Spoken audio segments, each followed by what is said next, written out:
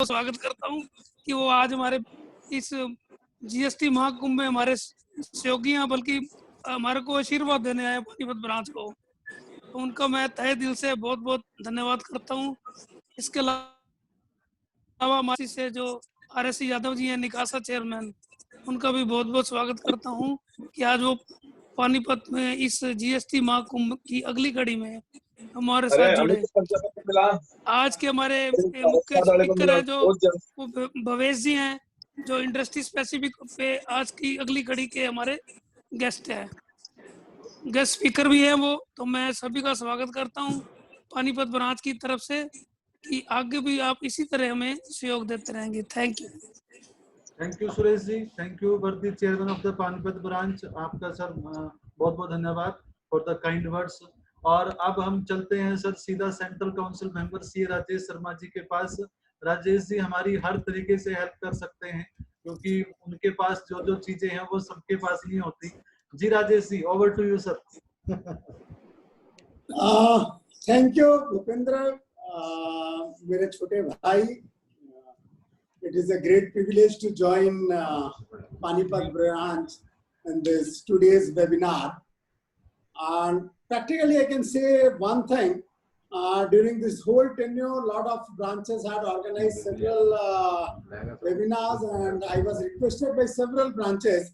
But today, I can confess that this is the first branch where I am coming for any webinar. To date, I haven't been to any of the branches. कोई भी branch के programme में अब तक मैं नहीं शिरकत किया, नहीं ज्वाइन किया था। तो पानीपत पहली ब्रांच है। आज ही मैंने पानीपत को हाँ करने के बाद में मैंने फरीदाबाद को फिर पहली बार हाँ किया। फरीदाबाद में तीसरी बार मुझे पूछा, तो कहीं ना कहीं कुछ ना कुछ कारण ऐसे रहे। ऐसा नहीं है, हर समय अच्छा लगता है अपने मेंबर्स के बीच जाऊं, इंटरेक्ट करूं। मैं वैसे भी कम जा पाता हूं ब्रांचेस, आप सबने भी देखा ही होगा। और सबसे पहले मैं आप लोगों को ये एक जीएसटी महाकुंभ जो आप लोगों ने प्लान किया है, इसमें इस कड़ी में आज आपका 7वां लेक्चर है IPR पे, जिसमें आप पेटेंट ट्रेडमार्क की सारी चीजें पे CA भवेश मित्तल जी बोलेंगे। फ्रेंड्स, मैं एक चीज जरूर कहूंगा, पानीपत में अब जो भारत का सपना है, अब जो भारत आत्मनिर्भर करने की बातें कर रहा है, अब जो भारत पूरे अपने हर फील्ड में एक्सपोर्ट को बढ़ाना और इंपोर्ट को कम करने की तरफ बात कर रहा है। भारत के प्रधानमंत्री जब अपने आप को आत्मनिर्भर करके भारत के MSME को सुदृढ़ करने की बात कर रहे हैं, तो पानीपत एक टेक्सटाइल के रूप में, टेक्सटाइल हब के रूप में इसमें बहुत बड़ा एक योगदान अपना दे सकता है। आज आपको बता दूं, हमारे यहाँ पे अगर हम बांग्लादेश की बात करते हैं, बांग्लादेश की इकोनॉमी, वहां के सस्ते लेबर की लोग बात करते हैं, पर इंडिया में भी लेबर बहुत महंगा नहीं है। पर अगर बांग्लादेश ने अपनी इकोनॉमी को संभाला है तो सिर्फ और सिर्फ टेक्सटाइल पे संभाला है। तो दोस्तों, ये पानीपत के ऊपर काफी अपेक्षा पूरे गवर्नमेंट की है, पूरे देश की है। और वहां के अगर बिजनेसमैन को कोई राह दिखा सकता है, कोई सही दिशा दिखा सकता है, तो हमारे पानीपत के चार्टर्ड अकाउंटेंट्स दिखा सकते हैं। उनको प्रॉपर रोल प्ले करना चाहिए और कोशिश करनी चाहिए कि आज चाइना के लिए पूरे हर जगह हम बाइकआउट चाइना की बात करते हैं, तो ये बाइकआउट चाइना की शुरुआत पानीपत की भूमि से करें। मैं सुरेश नंदवानी जी, जो कि चेयरमैन हैं, मेरे भाई हैं, मेरे बहुत ही अजीज मित्र हैं। अश्विनी कौशिक मेरे बड़े भाई की तरह हैं और आप उनके भी बड़े अच्छे मित्र हैं। इस कारण से we are very much closely attached. मैं आपको बताऊंगा कि आपके चेयरमैनशिप के टाइम पे आने का मौका मिला, ये मेरे लिए सौभाग्य की बात है। पूरी पानीपत ब्रांच की टीम को, पूरी पानीपत ब्रांच की टीम जिसने मुझे ये मौका दिया, आप सबका भी तहे दिल से शुक्रगुजार हूं कि आप लोगों ने ये मौका मुझे दिया।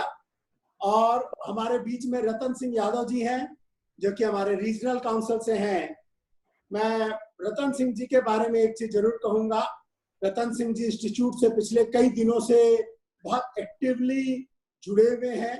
उससे पहले स्टडी सर्कल उनका काफी अच्छे तरीके से चलता रहा और एक चीज रतन सिंह यादव जी को आज मैं यहाँ पे भी इस माध्यम से बताना चाहूंगा, मैं जब भी अपना फोन ऑन करूं और मैं व्हाट्सएप देखूं तो मेरे फोन में ऐसे हंड्रेड्स ऑफ व्हाट्सएप होते हैं जो मैं कभी देखा नहीं होता हूं, और हर समय मेरे पेंडिंग व्हाट्सएप की लिस्ट हजारों, कई 8-10 हजार की लिस्ट में होता है। मैं ये दिखाना चाहता हूं कि मेरे व्हाट्सएप में नॉर्मली नहीं देखता, पर रतन सिंह यादव जी जब भी कोई है किसी सेमिनार का तो it gives me immense pleasure लिखते हैं, तो उस टाइम पे मैं भूल जाता हूं कि ये सेमिनार का मैसेज होगा। मुझे लगता है कि पता नहीं कोई घर में कोई बहुत बड़ी खुशी की बात है, और मैं वो मैसेज को खोलता हूं। 2-3 बार खोलने के बाद मुझे आदत पड़ी कि रतन सिंह यादव जी ये सेमिनार का मैसेज भी इस गर्म जोशी से, इस पॉजिटिवनेस के साथ देते हैं। तो I am really obliged to Ratan Singh Yadav ji, इस पॉजिटिविटी के साथ ही आप चलते रहे। दोस्तों, कुछ चीज जरूर अब यहाँ पे मैं बोलना चाहूंगा। आज जिस तरीके से पानीपत की एक अहम भूमिका की बात आती है, पानीपत ने अब एक अहम रोल अपना प्ले करना है, उसके साथ ही हम चार्टर्ड अकाउंटेंट्स के ऊपर भी बहुत बड़ा रोल आ गया है। अब पोस्ट कोविड विश्व बदल रहा है, विश्व में आत्मनिर्भर हो रहा है।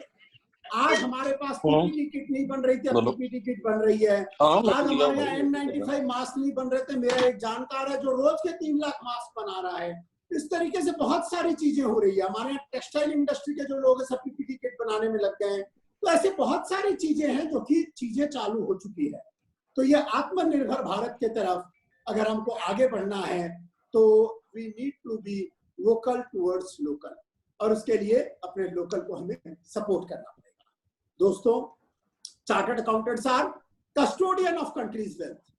चार्टर्ड अकाउंटेंट्स ने अगर ठान लिया कि ये देश की तरक्की होगी तो दुनिया की कोई ताकत रोक नहीं सकती, क्योंकि आज तक की तरक्की भी चार्टर्ड अकाउंटेंट्स के योगदान के चलते। इसीलिए 1949 में जब इस देश का संविधान भी नहीं बना था, तब चार्टर्ड अकाउंटेंट्स के एक्ट को लाने की जरूरत समझी गई थी। ये इंपॉर्टेंस है। मुझे याद है आज से 2 साल पहले प्रधानमंत्री जी आए थे और हमारे फोरम में बोल के गए थे कि एक चार्टर्ड अकाउंटेंट के सिग्नेचर की वैल्यू एक प्रधानमंत्री के सिग्नेचर से ज्यादा है। ये हकीकत है, क्योंकि अगर आप साइन करते हो किसी के प्रोजेक्शन तो उसे लोन मिलता है, आप साइन करते हो तो बैलेंस शीट फाइल होती है, आप साइन करते हो तो कंपनी फॉर्म होती है, आप एसेट के सर्टिफिकेट को साइन करते हो तो बाहर जाने का वीजा मिलता है। हर चीज में चार्टर्ड अकाउंटेंट्स के सिग्नेचर की जरूरत है। सो फ्रेंड्स, ये जो नाम आप अपने साथ लगाते हो वो आपके पेरेंट्स ने दिया होगा, सरनेम आपके फोरफादर से चला आ रहा होगा, पर ये जो 2 लेटर आपने खुद अपनी मेहनत और मशक्कत से कमा के अपने नाम के सामने लगाए, बहुत मेहनत लगती है इसकी। ये द लेटर CA, हम सेकंड लार्जेस्ट अकाउंटिंग बॉडी है। और आज आपको बता दूं, सेकंड लार्जेस्ट तो कहने मात्र के लिए है, हम लार्जेस्ट अकाउंटिंग बॉडी है, क्योंकि यूएस की सारी बॉडीज को मिला करके वो एक बॉडी बनाते हैं। तो we are the largest accounting body. हमारे 3,25,000 मेंबर है। हमारे यहाँ 66,000 ऐसे लोग भी हैं जिन्होंने आज तक मेंबरशिप नहीं ली, तो वो सबको जोड़ ले तो हमारा नंबर कहीं से कहीं चला जाए। और आपके एरिया में भी अगर कोई ऐसा है जिसने मेंबरशिप नहीं ली है तो उसे जरूर आप कहिएगा। फ्रेंड्स, मैं कपलेट कहने का आदी हूँ, एक कपलेट चार्टर्ड अकाउंटेंट्स के बारे में कहूंगा। हम तो दरिया हैं, हमें अपना हुनर मालूम है, जिस तरफ चल पड़ेंगे रास्ता बन जाएगा, जिस तरफ चल पड़ेंगे रास्ता बन जाएगा। पर दोस्तों, चलना पड़ेगा, उसके लिए आगे आना पड़ेगा, उसके लिए हमको चीजों को आगे बढ़ाना पड़ेगा। आप ठान लोगे तो जीत है, मान लोगे तो हार है। आज यहाँ का टॉपिक जीएसटी है, और मैं आज गर्व के साथ कहूंगा, आप में से सभी को पता होगा कि जब ये जीएसटी की ऑफिशियल लॉन्चिंग हुई थी, रात को पार्लियामेंट में हुई थी, पर जो दिन में ऑफिशियल लॉन्चिंग करना प्रधानमंत्री ने ठाना था, वो हमारे इंस्टीट्यूट की बॉडी पे आकर के उन्होंने इसकी लॉन्चिंग की। तो दोस्तों, ये जो लॉन्चिंग है ये हमारे साथ होने के कारण ऐसा हुआ। हाँ, उसमें प्रधानमंत्री ने कुछ गलत शब्द बोले जो हमारे सबके कंट्रोल में नहीं थे, उस पर मुझे गालियां भी बहुत पड़ी, बोल के मुझे बहुत अच्छी तरह याद भी है। तो दोस्तों, मैं ये आज आपको जरूर बताऊंगा कि अगर उस लॉन्चिंग के चलते आज जीएसटी का काम सारे चार्टर्ड अकाउंटेंट्स के पास है। पहले एक्साइज का काम और वेट का काम बहुत सारे एडवोकेट्स की तरह। आज के दिन सारा का सारा काम हम चार्टर्ड अकाउंटेंट्स के पास है। और कई लोग कहते होंगे कि मुझे तो जीएसटी से कोई फायदा नहीं मिला। आप छोटे छोटे नए चार्टर्ड अकाउंटेंट को पूछो, उनको कितना फायदा हुआ है, जो अपनी स्ट्रगल कर रहे थे अपनी प्रैक्टिस में। डेफिनेटली मैं कह सकता हूँ कि उनको बेशुमार फायदा मिला है अपनी स्टैब्लिश करने में, अपनी प्रैक्टिस को और अपनी रोजी रोटी और दिनचर्या को चलाने में। हम पॉजिटिव प्रोफेशनल्स हैं। मैं पॉजिटिव प्रोफेशनल्स इसलिए कहता हूँ, हम तब बढ़ते हैं जब इकोनॉमी बढ़ती है। एक डॉक्टर तब बढ़ता है जब कोरोना और महामारियां बढ़ती है। एक एडवोकेट तब बढ़ता है जब लिटिगेशन और क्राइम बढ़ते हैं। हम तब बढ़ते हैं जब हमारी इकोनॉमी बढ़ती है, जब हमारा क्लाइंट बढ़ता है, जब जीडीपी बढ़ती है, जब नेशनल इनकम बढ़ता है, तब हम बढ़ते हैं। दोस्तों, हम पॉजिटिव प्रोफेशनल्स हैं। हमको पॉजिटिविटी के साथ इस जिंदगी को गुजारना चाहिए। और चार्टर्ड अकाउंटेंट किसी भी फील्ड में चले जाए महारत हासिल करता है। जैसे मैं आपको बताऊं, अगर आपने 2-3 एनालिसिस देखा होगा, पिछली गवर्नमेंट की 3 मंत्रियों के नाम आए थे जिनका परफॉर्मेंस टॉप पे था, नितिन गडकरी, पीयूष गोयल, सुरेश प्रभु, और उनमें से 2 मंत्री चार्टर्ड अकाउंटेंट। अगर आप बिजनेसमैन में बात करते हैं तो कुमार मंगलम बिरला की एक बात पढ़ के देखिएगा कि मेरे को बिजनेस का बी भी नहीं आता, पर मैं बिजनेस इसलिए संभाल सकता हूं क्योंकि मैं एक चार्टर्ड अकाउंटेंट हूं, मैंने आर्टिकलशिप करी है, मैंने ट्रेनिंग ली है। तो दोस्तों, इसी तरीके से हरीश साल्वे, उनका मैंने एक सेमिनार भी कराया था कुछ दिन पहले। जब भी इंडिया से बाहर इंटरनेशनल कोर्ट ऑफ जस्टिस भेजने की बात आती है तो एक ही नाम सामने आता है, हमारे चार्टर्ड अकाउंटेंट हरीश साल्वे जी का। जब हम बैंकों की बात करते हैं, हर बैंक का परफॉर्मेंस खराब है, पर उसमें एक बैंक का नाम ध्यान आता है, एचडीएफसी बैंक, जिसमें पारिक साहब को ले लो, पुरी साहब को ले लो, के मिस्त्री को, पूरी डाउन द लाइन सब के सब चार्टर्ड अकाउंटेंट। किसी भी एरिया में चले जाओ, शेयर में इन्वेस्टमेंट की बात आती है, राकेश झुंझुनवाला क्या है, हर एरिया में चार्टर्ड अकाउंटेंट महारत हासिल करता है। ये आपको बता दूं, आप किसी भी, इवन आप आज के दिन मैगजीन्स, पहले बहुत मैगजीन चलती थी, अब एक इंडिया टुडे नाम की छोड़ करके कोई और मैगजीन आपको नजर नहीं आती है। और वो इंडिया टुडे भी उन्होंने चैनल तक चालू कर दिया, जो इंडिया टुडे आज तक और बहुत बड़ा चैनल बन चुका है, वो भी पुरी साहब का चार्टर्ड। न्यूमरस एरिया, सबसे ज्यादा ऑस्कर मूवी शेखर कपूर की गई, वो भी एक चार्टर्ड। तो फ्रेंड्स, चार्टर्ड अकाउंटेंट जिस भी एरिया में चले जाए वह महारत हासिल करता है। और आज आपको छोटे शहर के लोग कहते हैं कि हमें स्पेशलाइज करने की जरूरत नहीं है। नहीं, ऐसा नहीं है, आपको भी स्पेशलाइज करना चाहिए। आप अपने कुछ समय रूटीन प्रैक्टिस में लगाइए, अपना 10% समय स्पेशलाइजेशन पे लगाइए, फिर 20%, फिर 30%, फिर 40%। अब ऐसे ऐसे स्पेशलाइजेशन है पूरे नए लोगों ने चालू किया और महारत हासिल कर लिया। मैं आपको बताऊं, इंसॉल्वेंसी में हमारे कई पास्ट प्रेसिडेंट्स लगे हैं जिन्होंने अपना सारा काम छोड़ दिया, सुबोध अग्रवाल जी, रामा स्वामी जी, और इंश्योरेंस बहुत अच्छा कर रहे हैं, छोटे छोटे शहरों में रह के कर रहे हैं। तो पानीपत में रहकर भी आप सकते हो, बहुत सारे नए एरियाज है जिस पर आप काम कर सकते हो। आप अपने प्रैक्टिस के गोल्स को सेट करिए, सब गोल्स को सेट करिए और अपने प्रैक्टिस को निरंतर आगे बढ़ाते जाइए। नेटवर्किंग करिए, मर्जर्स करिए, उसके कुछ रूल्स में कुछ और आगे फर्दर चेंज करने की जरूरत है, उस पर भी हम कहेंगे। मैं आपको ये जरूर वादा देता हूं कि मैं एक चार्टर्ड अकाउंटेंट काउंसिल मेंबर हूं, जो कि आप लोगों के बीच का हूं। बहुत ज्यादा मेरे से मुलाकात नहीं हुई हो किसी की, या और ज्यादा चीजें, बट आई एम अप्रोचेबल। मेरे को आप एक एसएमएस भी दे दोगे, मैं व्हाट्सएप कम पढ़ता हूं तो मैं उसके ऊपर काम करने की कोशिश करता हूं। और गवर्नमेंट से कुछ भी काम हुआ हो इंस्टीट्यूट में, मैं दावे के साथ कह सकता हूं, आपको, मुझे जो आप लोगों ने इलेक्ट करके भेजा है उसमें कुछ ना कुछ रोल मेरा जरूर रहा होगा गवर्नमेंट से उन कामों को कराने के लिए। ये अब जो जरूरत है वो वन स्टॉप सोल्यूशन की है। आप हर चीज, आदमी चाहता है एक ही दुकान में मिल जाए, उसी तरह हर चीज एक चार्टर्ड अकाउंटेंट का, चाहे वो डायरेक्ट टैक्स हो, चाहे जीएसटी हो, चाहे फाइनेंस हो, चाहे कंप्लायंसेस हो, चाहे अकाउंटिंग हो, चाहे सेक्रेटरियल वर्क हो, चाहे कोई भी तरीके की मिनट्स राइटिंग, कुछ भी हो, हर तरीके के कंप्लायंस, हर तरीके की अकाउंटिंग, हर तरीके की कंसल्टेंसी वो एक ही जगह से चाहता है, और वो एक चार्टर्ड अकाउंटेंट को देना पड़ेगा। इसीलिए जो लोगों को पार्टनरशिप की आदत नहीं है वो अपने आप में थोड़ी बहुत पार्टनरशिप की आदत डाल ले। दोस्तों, मैं बहुत ज्यादा लंबा समय नहीं लूंगा, अगले 2-3 मिनट में अपनी बात को खत्म करूंगा। फ्रेंड्स, सबसे पहले इंसॉल्वेंसी एक बहुत ही अच्छा एरिया है। अगले 2-3 साल तो जितने भी गलत लोन लोगों ने दिलाए हैं वो सबकी भरपाई होनी है, तो काफी अच्छा चलने वाला है। दूसरा, फॉरेंसिक में बहुत अच्छी फीस मिल रही है, बहुत गड़बड़ें हो रखी है, उन सब गड़बड़ों को धोने का टाइम आ गया है, तो फॉरेंसिक भी बहुत बड़ा एरिया है। उसी तरह डाटा एनालिटिक्स के ऊपर में भी अगर आप लोग काम करो तो it is a huge area, उसमें बहुत काम कर सकते हैं। वैल्यूएशन उसी तरह बहुत बड़ा एरिया है जिसपे आप लोग बहुत कुछ कर गवर्नमेंट के बहुत सारे पॉलिसीज हैं, उस पर आज भी सीए बहुत काम नहीं करते हैं, उस पर हम लोग काम कर सकते हैं। दोस्तों, गवर्नमेंट की जो स्मार्ट सिटी के ऊपर में अगर आप देखोगे तो स्मार्ट सिटी की कंसल्टेंसी बहुत बड़ा एरिया है, और जिसने चालू किया बहुत अच्छा काम कर रहे हैं।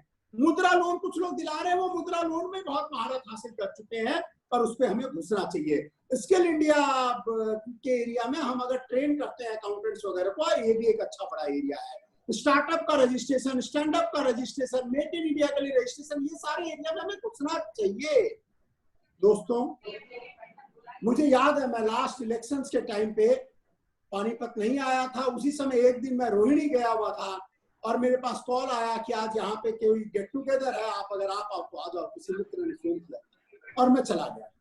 वहां जब पहुंचा तो वहां पे नफरा के बारे में कोई मेंबर जाके बड़ी मिथ्स फैला रखे थे। आज पूरे पानीपत के लोगों को पूछता हूँ, उस दिन मैं एक वादा करके आया था, क्या किसी को भी नफरा से इफेक्ट पड़ा?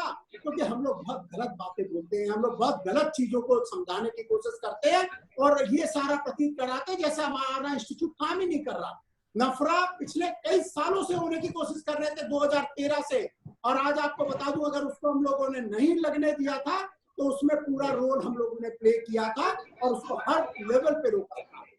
उसी नफरा के अंदर में 4-5 ऐसे रूल आ रहे थे कि हमें नफरा में रजिस्टर करना पड़ेगा, नफरा को फीस देनी पड़ेगी, नफरा में कई हमको सॉल्वेंसी सर्टिफिकेट लेना पड़ेगा, हमको फिट एंड प्रॉपर सर्टिफिकेट लेना पड़ेगा, जो बड़े डेरोगेटरी थे, पर सब कुछ हमने ठीक कराया था, ऐसा नहीं है। पर ये सारी बातें बरगलाने के लिए इलेक्शन से टाइम पे लोग उठाते हैं। इसीलिए आपका इंस्टीट्यूट और हर कोई इलेक्टेड आदमी बहुत जी जान से काम करता है प्रोफेशन को सर्व करने के लिए, चाहे वो मेंबर्स सेंट्रल काउंसिल का हो, चाहे रीजनल काउंसिल का हो, चाहे ब्रांच का हो, या हर कोई पूरी जी जान से मेहनत करता है, तब ये जाके इंस्टीट्यूट बनता है। और हर मेंबर की भी उतनी ही जिम्मेवारी है इस इंस्टीट्यूट के फ्लैग को ऊपर ले जाने की, जितनी हम सब की है। हम सब ने मिलकर के इसको बचाना है, बनाना है। और नेगेटिविटी, मैं उस आदमी के सख्त खिलाफ हूँ जो आदमी नेगेटिविटी फैलाता है अपने इंस्टीट्यूट के बारे में। कोई भी आदमी और प्रोफेशन का अपने इंस्टीट्यूट के बारे में नेगेटिविटी नहीं फैलाता। हमारे इंस्टीट्यूट के आज भी ऐसे लोग हैं जो नेगेटिविटी फैला रहे होते हैं, उनको रोकिए, उनको टोकिए, और वहीं के वहीं रोकना पड़ेगा, क्योंकि अगर इंस्टीट्यूट की इज्जत रहेगी, सीए की इज्जत रहेगी, तो हम सब की रहेगी, अदरवाइज किसी की नहीं रहेगी। और आज एक क्लाइंट की यहाँ परेशानी आती है, हम सब लोग अपने सर पे लेने की कोशिश करते हैं, इससे बचिए। मैं आज आपको बता दूं, मेरे को बहुत सारे केसेस कई बार डिपार्टमेंट्स में आइडिया लगते हैं, कई बार गवर्नमेंट के एरिया में आइडिया लगते हैं, जहां चार्टर्ड अकाउंटेंट बहुत हद तक जाकर के अपने क्लाइंट्स को मदद करने की कोशिश करते हैं। अब वो टाइम नहीं रहा दोस्तों, इसको चेंज करिए, पूरी तरह से चेंज करिए। ये आदतें हम उनको सपोर्ट करने की बंद कर दें। अगर वो गलत काम करता है तो वो उसके लिए पछताएगा। मैं आपको एक चीज जरूर बताऊंगा कि एक एमएसएमई के अंदर में आप लोग बहुत आगे चल सकते हैं, चीजों को कर सकते हैं। 1 मिनट एक फाइनल लेते हुए मैं बातों को खत्म करूंगा। एक आज आपको बताऊं, मेरे पास इस बार मेंबर इन इंडस्ट्री कमेटी है, जिसमें कैंपस नहीं हो रहा था। लोग कह रहे हैं चार्टर्ड अकाउंटेंट्स की डिमांड नहीं है, मैंने वर्चुअल कैंपस किया, और उस वर्चुअल कैंपस में भी बहुत सारे लोगों को नौकरी मिली और 8 लाख से ज्यादा का पैकेज मिला। ये आज आपको बता दूं तो चार्टर्ड अकाउंटेंट्स की डिमांड। दूसरा, पिछले साल मेरे पास मेंबर्स इन प्रैक्टिस की committee, committee for members in practice. मैं आपको 3 चीज उसमें बताता हूं। उसमें हमने 3 टायर अपने अपने अलग अलग शहरों के लिए फीस स्ट्रक्चर बनाया। जिस तरीके से अभी आपको एक पीछे बोर्ड नजर आ रहा है रतन सिंह यादव जी के बैक साइड में, उसी तरह आपके भी घर में, आपके ऑफिस में, आपके कंसल्टेंसी वाली जगह पे ऐसा कोई बोर्ड लगा होगा, उस पे आप अपने मिनिमम रिकमेंडेड फीस की प्रिंट को निकालिए और लगा दीजिए। उसको कम से कम आपके लोगों को देखने के लिए आदत पड़नी चाहिए कि ये आपकी फीस और आपको वो आपके जो क्लाइंट है वो देके जाना चाहिए। इसके लिए ही हम लोगों ने उसको 3 टायर में किया। पहले 2 टायर में था, पिछले साल जब मेरे पास 4 था तो मैंने इसको 3 टायर में किया कि बहुत बड़े शहर, छोटे शहर और बीच के शहर। और आज आपको एक चीज, पिछले साल इसी कमेटी के द्वारा मैंने ये कराया कि 30% जो भी पोस्ट क्वालिफिकेशन और डिप्लोमा कोर्सेज है उनमें सब में 30% का डिस्काउंट दिया जाए, क्योंकि ये हमारा अधिकतर यंगस्टर करता है और वो भी हमारी काउंसिल ने माना और हम लोग उसको कर पाए। उसके साथ में टैली पे 80% का डिस्काउंट मैंने कराया था, जो अब तक कंटिन्यू कर रहा है। अगर कुछ लोग बच गए हैं तो मेरे ख्याल से जून एंड तक तो अभी तक हमने कर रखा है, उसको आप लोग जरूर ले लें, उसका फायदा है। पीखिल को हम लोगों ने डेफिनेटली लिया है। हमने कई सारे इंश्योरेंस हैं जिसका कि बेनिफिट्स आप लोग को मिलता है। उसके अंदर में अगर किसी की प्रैक्टिस अच्छी है तो इंडेमनिटी इंश्योरेंस जरूर ले ले। मैं आज आपको बता दूं, आप नॉर्मल एक बार उसका प्रीमियम पता लगा लीजिएगा और इस इंस्टीट्यूट के थ्रू प्रीमियम पता लगा लीजिएगा। सिर्फ आपको 10, 15, 20% से ज्यादा प्रीमियम नहीं पे करना पड़ेगा, ये आज आपको वादा करता हूँ। तो इस तरीके के कई और चीजों में फायदा है, कईयों में ज्यादा है, कईयों में कम है। टैक्स क्लाउड सॉफ्टवेयर बनाने के लिए हम लोगों ने आप लोगों के लिए ऑडिट टूल्स बने, आप लोगों के लिए ऑडिट सॉफ्टवेयर बने, आप लोगों को हर टाइप की एमिनिटीज दी जाए। इंस्टीट्यूट ने 30 करोड़ रुपए पिछली बार हमारी इस कमेटी ने उसको अलग करवाया, इंस्टीट्यूट से एलोकेट कराया कि आप लोगों के लिए हम ऐसे प्रैक्टिस के टूल्स बना के दे पाए कि आप बिग 4 को कंप्लीट कर पाए। और आप जब ऑडिट करो तो अपने आपके पास वो सारे टूल्स हो जो एक बिग 4 के पास होते हैं और बड़ी कंपनियों के पास होते हैं। इस तरीके से आप ICAI का वेबसाइट पे अपनी वेबसाइट बना सकते हैं, ICAI.org.in। आप कई और चीजें मैं बताना चाहता हूं पर बहुत सारी चीजों में बहुत समय लग जाएगा, बहुत समय नहीं लूंगा। एक फाइनल आपको एक पेज का लिंक बता देता हूं, cmpbenefits.ici.org, इसको लिख ले। CMP benefits, Committee for Member in Practice, cmpbenefits.ici.org। इसकी साइट पे अगर आप जाएंगे, इसके पेज पे आपको ये सारे बेनिफिट्स के लिंक मिलेंगे जो कि आप डायरेक्टली इसका फायदा ले सकते हैं। डायरेक्टली आप इसका बेनिफिट वहीं के लिंक से आप सॉफ्टवेयर भी परचेज कर सकते हैं, इंश्योरेंस भी ले सकते हैं और सारी ऐसी चीजें ले सकते हैं। इतना कह करके अब मैं अपनी वाणी को विराम दूंगा। बहुत बहुत धन्यवाद आप लोगों का कि आपने मुझे आज बुला करके इंटरेक्ट करने का ये मौका दिया। और मेरा नंबर अगर किसी के पास सेव ना हो तो आप लोग सेव कर लें, मैं अपना नंबर बता रहा हूँ। जिसके पास भी सेव ना हो आप सेव कर लें। मुझे SMS करके कोई भी गवर्नमेंट की, आपको पता है, चाहे वो डेटे हो, चाहे वो अभी बैंक ऑडिट की प्रॉब्लम आ रही है, कोई भी ऐसी चीजें हैं, उसके लिए लोग मुझे मैसेज पूरे देश भर से करते हैं। और जब भी गवर्नमेंट से कुछ कराना होता है उसमें एक रोल प्ले करता हूँ। तो मेरा नंबर नोट करें, 9810277394। मैं रिपीट कर रहा हूँ, 9810277394, Rajesh Sharma. And with this, I am thankful to Panipat branch for giving me this opportunity today to interact with all our friends from Panipat branch. Thank you very much. Thank you. Thank you, Sharma ji. Thank you very much.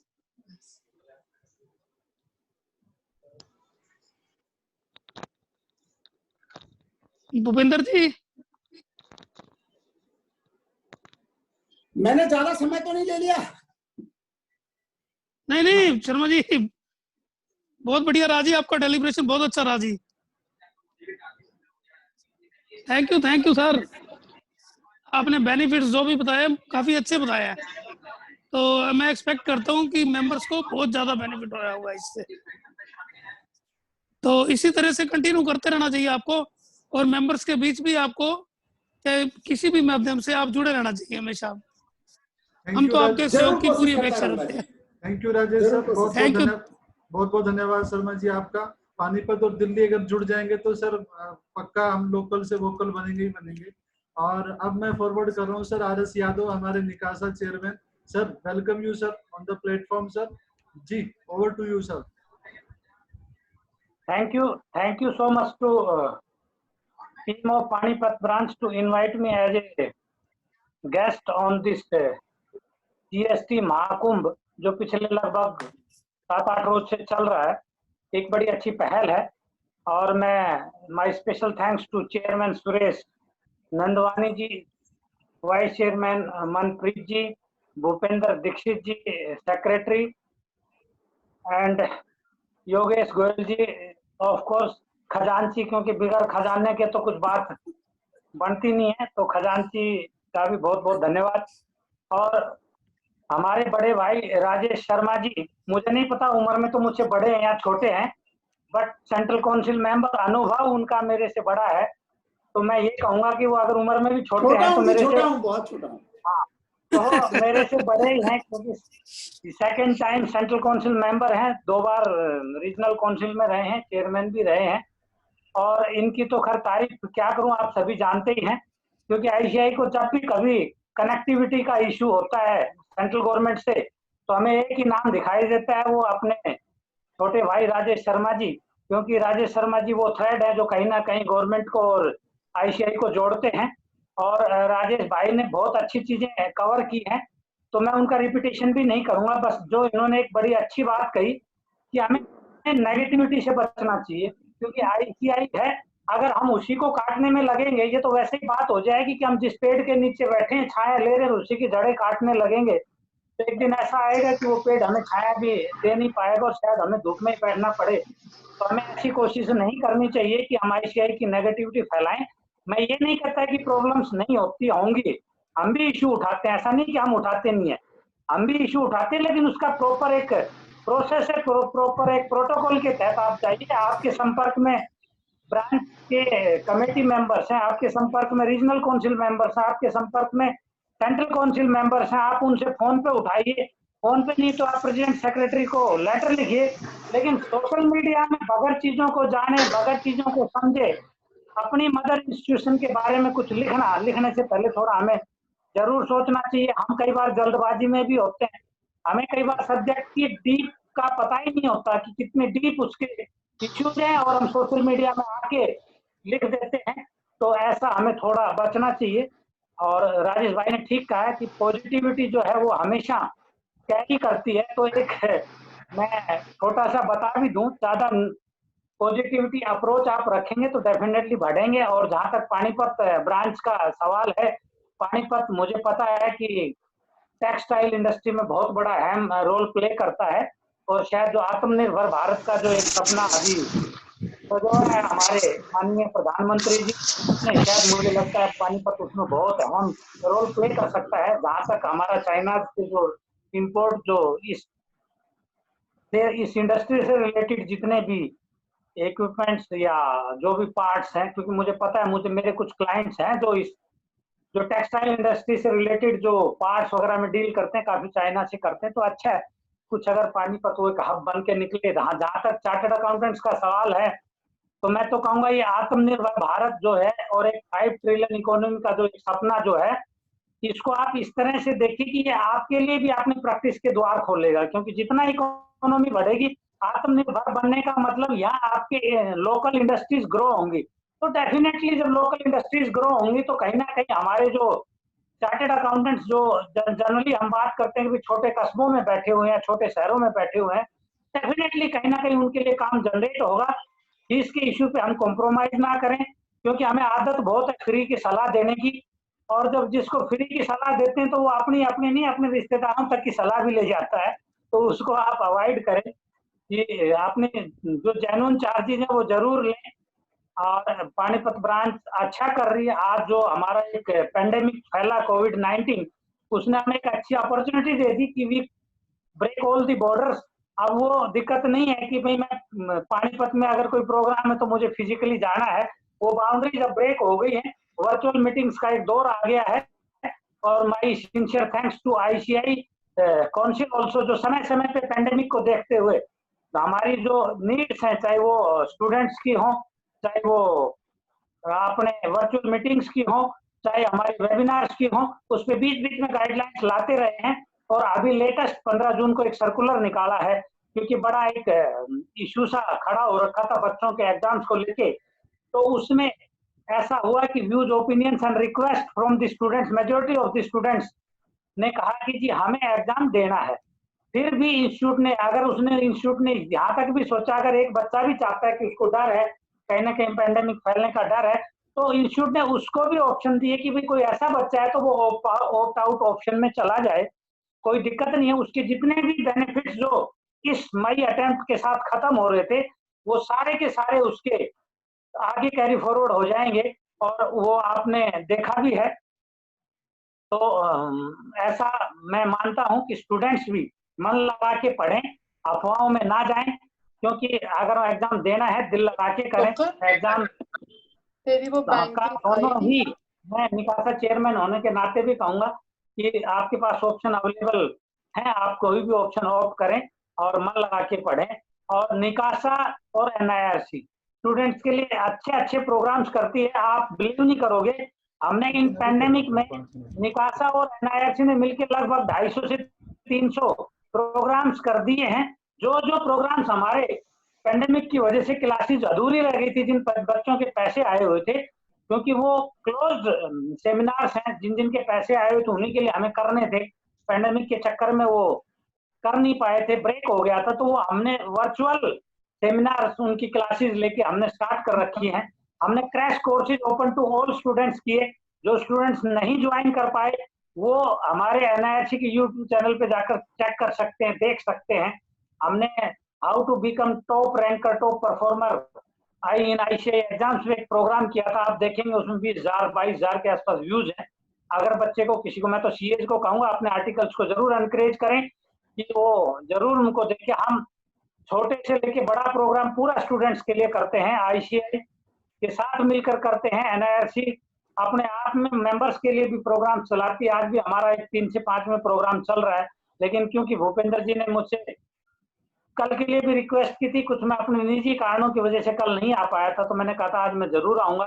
मैं अब आप लोगों का ज्यादा समय नहीं लूंगा, मैं यही कहूंगा पूरी टीम एनआईआरसी पानीपत ब्रांच के लिए हमेशा तैयार खड़ी है। आप अच्छा करें, पानीपत ब्रांच के मेंबर स्टूडेंट्स का ध्यान रखें, उनकी समस्या को अपने लेवल पे अगर कुछ समाधान कर सकते हैं तो जरूर करें, नहीं कर पा रहे तो आप रीजनल काउंसिल को अप्रोच करें। रीजनल काउंसिल में भी आपको एक एक्स ऑफिशियो होगा आपका ब्रांच का, आप उसको अप्रोच कर सकते हैं।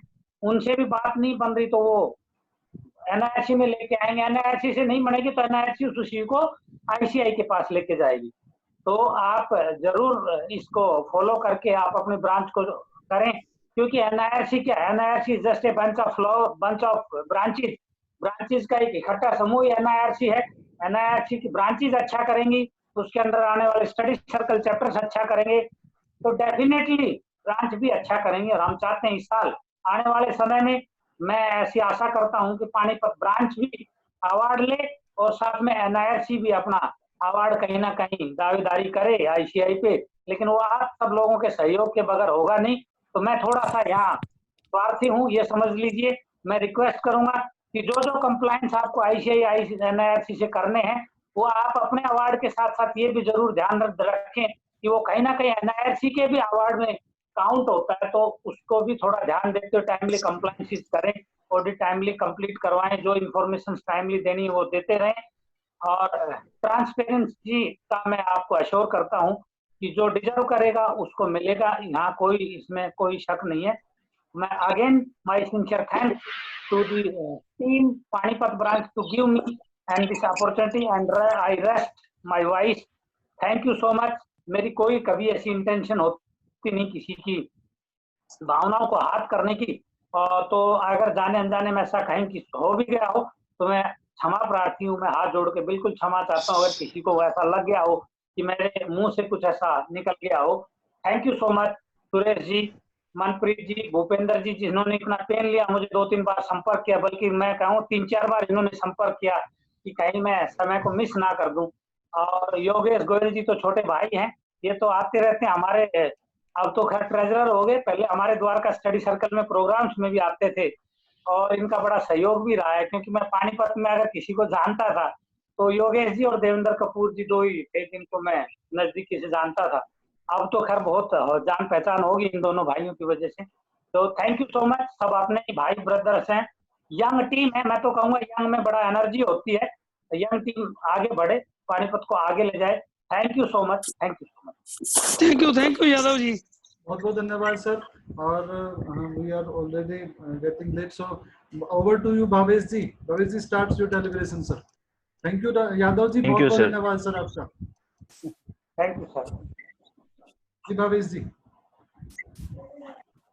At the outset, I'd like to thank Chairman CA Suresh ji, Vice Chairman CA Manpreet ji, Secretary Bhupender sir, undoubtedly Treasurer Yogesh sir, our Chief Guest Rajesh Sharma ji and RS Yadav ji. With this, since we are already a little late from time, so I am directly coming on to our topic of the today, that is IPR under GST, special focus in textile industry.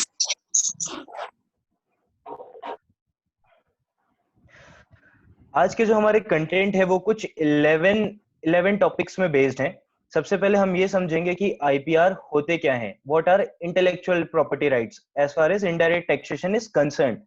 Secondly, we will understand the relevant IPR which are used by your textile industry, Panipat textile industry कौन कौन से intellectual property rights का use करती है.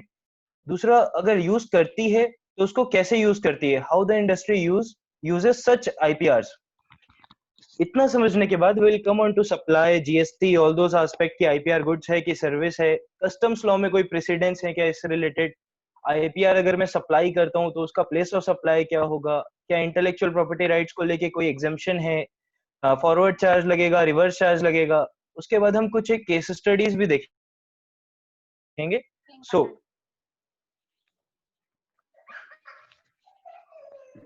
As visible on screen, act 1994 यानी कि आपका service tax law, उसने इंटेलेक्चुअल प्रॉपर्टी राइट्स को डिफाइन किया था कुछ इस तरह से. Intellectual property right means any right to intangible property, namely trademark, design, patents, or any other similar intangible property under any law for the time being enforced, but does not include copyright. But when it comes to GST, there is no definition. There is no definition for intellectual property under GST. There is no definition for intellectual property right जो define था service tax law में. तो GST में जब आते हैं तो हमारे पास एक एडवांस रूलिंग है. In fact appellate authority advance ruling का एक ऑर्डर है जिसमें उन्होंने बताया है क्योंकि लॉ में कहीं भी कोई डेफिनेशन नहीं है तो हम इन जनरल सेंस में, जनरल सिनेरियो में कॉपीराइट, पेटेंट, ट्रेडमार्क, डिजाइन या कोई भी सिमिलर राइट को जो कि इंटेंजिबल है उसको हम इंटेलेक्चुअल प्रॉपर्टी मान के चलेंगे. So your next slide is कि कैसे टेक्सटाइल इंडस्ट्री कौन कौन से टूल्स का इस्तेमाल करती है अपनी इंटेलेक्चुअल प्रॉपर्टी को प्रोटेक्ट करने के लिए. कोई अपना डिजाइन अगर हमने बना लिया, कोई इनोवेटिव डिजाइन है, तो वो कैसे प्रोटेक्ट करेंगे ये फिर बता देता हूँ. ये जीएसटी से स्लाइड का कोई लिंक नहीं है, इसको आप जनरल सेंस में समझिएगा. As far as patents are concern, patent normally long term cycles के लिए यूज होते हैं जहां पर उसका इमिटेशन भी वाइड स्प्रेड होता है और साइकिल्स भी लॉन्ग टर्म रहती है. तो as far as textile industry is concern, patents are very less used. But where it comes to trademark, trademark are highly used in this industry. ये industry focus होता है ट्रेडमार्क लें, अपना brand को बनाएं एंड उसके बाद उसमें इनोवेटिव प्रोडक्ट्स लाते रहें. सिमिलरली कॉन्सेप्ट होता है जियोग्राफिकल इंडिकेशंस का, लाइक बैंगल वाले, लाइक क्लोथ इंडस्ट्री. ये क्या होते हैं, एक लोकेलिटी के लोग होते हैं जो एक पर्टिकुलर टाइप का प्रोडक्ट बनाते हैं या एक पर्टिकुलर डिजाइन का प्रोडक्ट बनाते हैं. ट्रेडमार्क जब इंडिविजुअल फोकस होता है तो ये सर्टेन ग्रुप ऑफ पीपल के लिए होता है कि ये ग्रुप ऑफ पीपल एक पर्टिकुलर टाइप का डिजाइन बना रहे हैं और उनके अधिकार कोई दूसरा ग्रुप ऑफ पीपल ना ले ले, बोल के वो जियोग्राफिकल इंडिकेशन का इस्तेमाल करते हैं. कॉपीराइट्स, कॉपीराइट्स पेटेंट के जैसा ही होता है. Copyright is little more complex to patent. इसमें कुछ बंडल ऑफ राइट्स ज्यादा होते हैं. बट सर म्यूट कर देंगे क्या? मुश्किल है, हम लोग डिवाइड कर लेते हैं 6 डेज को 2 डेज में. 2 दिन हम लोग करेंगे सिर्फ ड्रोन्स के ऊपर बात, 2 दिन करेंगे एयरक्राफ्ट के ऊपर. Bhupendra sir, actually there is some sort of disturbance. जी भवेश जी कंटिन्यू करिए, मैंने म्यूट कर दिया sir ji. So copyrights basically trademark का एक एक्सटेंसिव वर्जन है जहां पे कुछ बंडल ऑफ राइट्स ज्यादा होते हैं. बट प्रॉब्लम क्या है कि कॉपीराइट सिर्फ 2D प्रोटेक्शन देते हैं, 2 डायमेंशनल प्रोटेक्शन देते हैं, वो 3 डायमेंशनल प्रोटेक्शन नहीं देते. तो वो कॉपीराइट टेक्सटाइल इंडस्ट्री में उतना ज्यादा यूज नहीं होता जितना ट्रेडमार्क होता है, क्योंकि ये 2D प्रोटेक्शन देते हैं. पेटेंट जबकि एज अ होल पूरा का पूरा डिजाइन को प्रोटेक्ट करता है. दूसरी बात, कॉपीराइट में इंफ्रिंजमेंट इस इंडस्ट्री में लेस पॉसिबल है. और जब क्लोथ मार्केट जो होता है, एक बेडशीट एक पर्टिकुलर डिजाइन की बन रही है तो वो जरूरी नहीं है कि दूसरा वाला उसका एग्जैक्ट रिप्रोडक्शन करेगा. इस इंडस्ट्री की खास बात यही है कि हर एक कॉपी में थोड़ा बहुत डिफरेंस होता है, इसीलिए कॉपीराइट उतना यूज नहीं होता. स्टिल बाकियों से ज्यादा यूज होता है एक्सेप्ट ट्रेडमार्क. इंडस्ट्रियल डिजाइन ये कॉपीराइट का और ज्यादा एक्सटेंसिव वर्जन है जहां पे 3D प्रोटेक्शन मिलता है. ये सारे के सारे टूल्स हैं, लेकिन इसमें से सबसे ज्यादा वाइडली यूज होता है ट्रेडमार्क एंड कॉपीराइट इस इंडस्ट्री में. कैसे वो आते हैं हम अगली स्लाइड में. कलर प्लस जो एक बहुत बड़ा ब्रांड है टेक्सटाइल मार्केट का, उन्होंने एक प्रोडक्ट बनाया था रिंकल फ्री डाइट चीनो. उसमें क्या होता था कि वो एक ऐसा टाइप ऑफ क्लोथ था जिसमें सलवट नहीं पड़ती थी, सल नहीं पड़ती थी, या कि व्रिंकल नहीं पड़ते थे। वहां से एक मैं एक नेक्सस ड्रॉ करना चाह रहा हूं कि उन्होंने क्या किया। पहली बात तो उन्होंने शुरू के 10 साल कोई भी आईपीआर का यूज ही नहीं किया, और फाइनली जब उन्होंने आईपीआर लिया तो वो एक ट्रेडमार्क लिया। ध्यान दीजिएगा, उन्होंने अब उस प्रोसेस को बनाने का पेटेंट नहीं लिया कि उन्होंने वो चीनो बनाया कैसे ना, उन्होंने एक ट्रेडमार्क लिया ताकि उनका ब्रांड बने, और फिर वो बार बार इनोवेटिव प्रोडक्ट लाते गए। इससे हमको क्या सीख मिलती है कि जो आपकी टेक्सटाइल इंडस्ट्री है, उसका फोकस वो कैसे बनाए, उस प्रोसेस को कॉपी करना वो टेक्सटाइल इंडस्ट्री का इंटेंशन नहीं है। वो प्रोसेस के कभी वो पेटेंट नहीं करवाते, रादर अपना ब्रांड क्रिएट करते हैं लाइक कलर प्लस, और उस पे वो इनोवेटिव प्रोडक्ट्स देते हैं। तो आपको इसमें जो इंटेलेक्चुअल प्रॉपर्टी राइट्स के ट्रांजैक्शन मिलेंगे वो कभी भी प्रोसेस की लाइसेंसिंग का नहीं मिलेगा, but sale of trademark, right to use the trademark का मिलेगा। ये बहुत ध्यान देने वाली बात है, जिससे मैं आगे आने वाली चीजों को बताऊंगा। सो अभी हमको विद दीज 2 स्लाइड्स 3 स्लाइड्स ये क्लियर है कि ट्रेडमार्क होते क्या हैं और ये टेक्सटाइल इंडस्ट्री में यूज कैसे होते हैं। Now coming on to our next topic, that is GST में इसका क्या इंपैक्ट है। वो समझने के लिए सबसे पहले जो हमको समझना है, the need of the our is section 9, जो कि बात करता है लेवी की। आप लोगों ने पिछले कुछ आपके सेशंस हुए होंगे, उसमें भी सुना होगा, समझा होगा कि सेक्शन 9 सेक्शन 7 की इंपॉर्टेंस क्या है। सेक्शन 9 चार्जिंग सेक्शन है, और कोई भी टैक्स लॉ में टैक्स लॉ को कॉन्स्टिट्यूशन पावर देता है, और कॉन्स्टिट्यूशन ये बोलता है कि कोई भी टैक्स लॉ में चार्जिंग सेक्शन होना बहुत ज्यादा मैंडेटरी है। If there is no charging section levy can not be imposed, कोई लेवी हो ही नहीं सकती। तो सेक्शन 9 जो सीजीएसटी एक्ट का है और जो सेक्शन 5 है आईजीएसटी एक्ट का, वो ये दोनों एक्ट में लेवी क्रिएट करवाते हैं।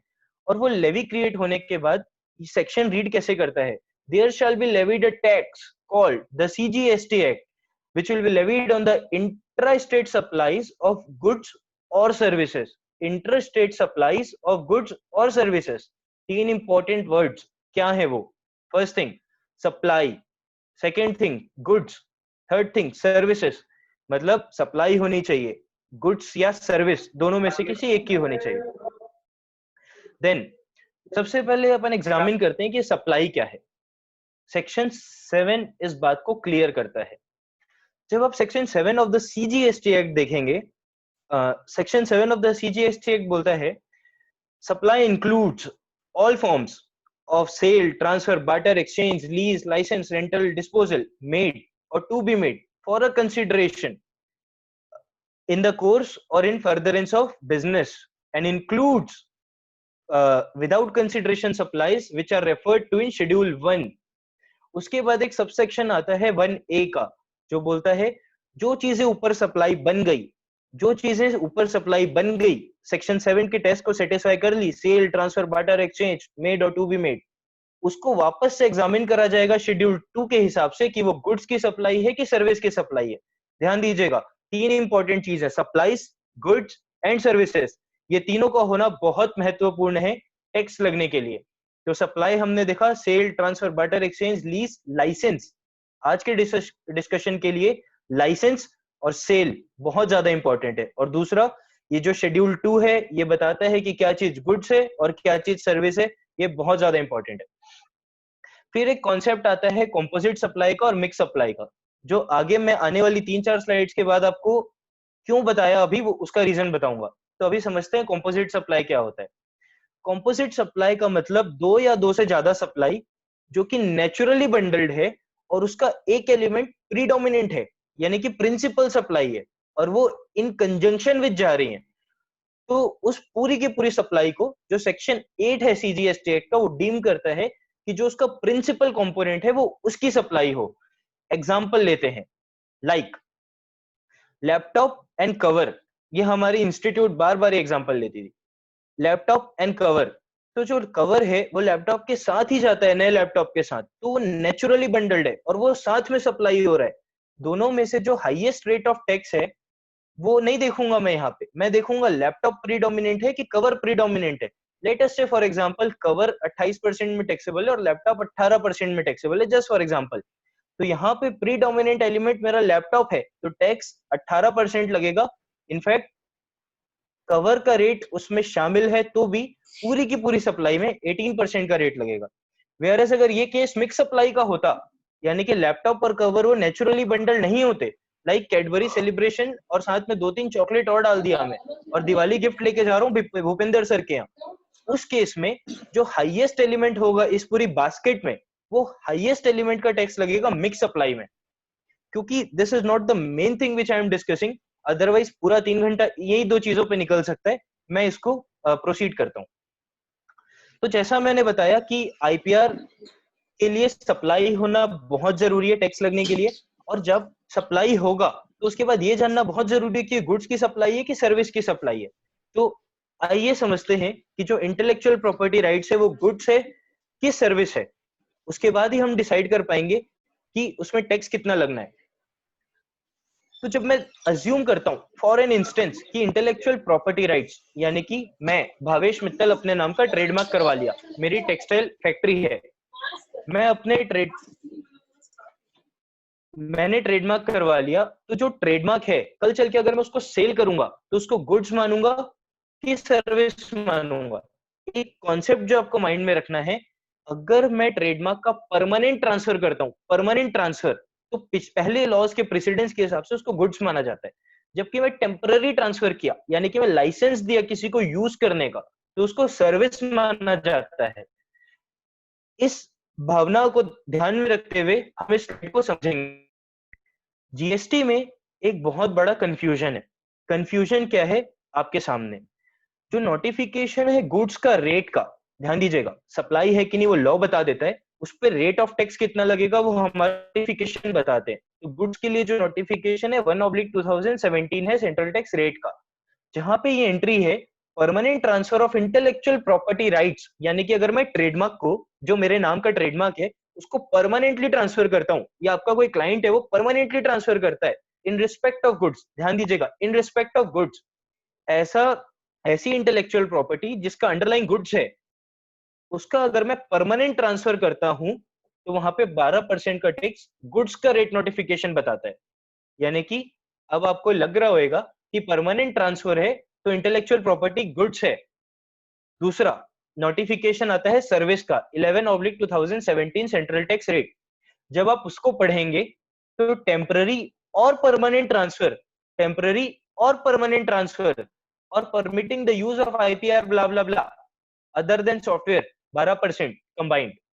ध्यान देने वाली बात यह है कि परमानेंट ट्रांसफर वर्ड गुड्स में भी आ रहा है, सर्विस में भी आ रहा है। तो जो मैं परमानेंट ट्रांसफर कर रहा हूं अपनी इंटेलेक्चुअल प्रॉपर्टी की, उसको मैं गुड्स मानूं कि सर्विस मानूं? एक ये बहुत बड़ा चैलेंज आके खड़ा हो गया कि मैं उसको गुड्स मानूं कि सर्विस मानूं। फर्क क्या पड़ता है? फर्क टाइम ऑफ सप्लाई का पड़ता है, जो आपने पिछले सेशंस में लिया होगा। अगर मैं गुड्स बोलता हूं तो उसके एक्सपोर्ट के प्रोविजन अलग हैं, सर्विस बोलता हूं तो उसके एक्सपोर्ट के प्रोविजन अलग हैं। जब मैं प्लेस ऑफ सप्लाई पे आऊंगा तो गुड्स का अलग है, सर्विस का अलग है।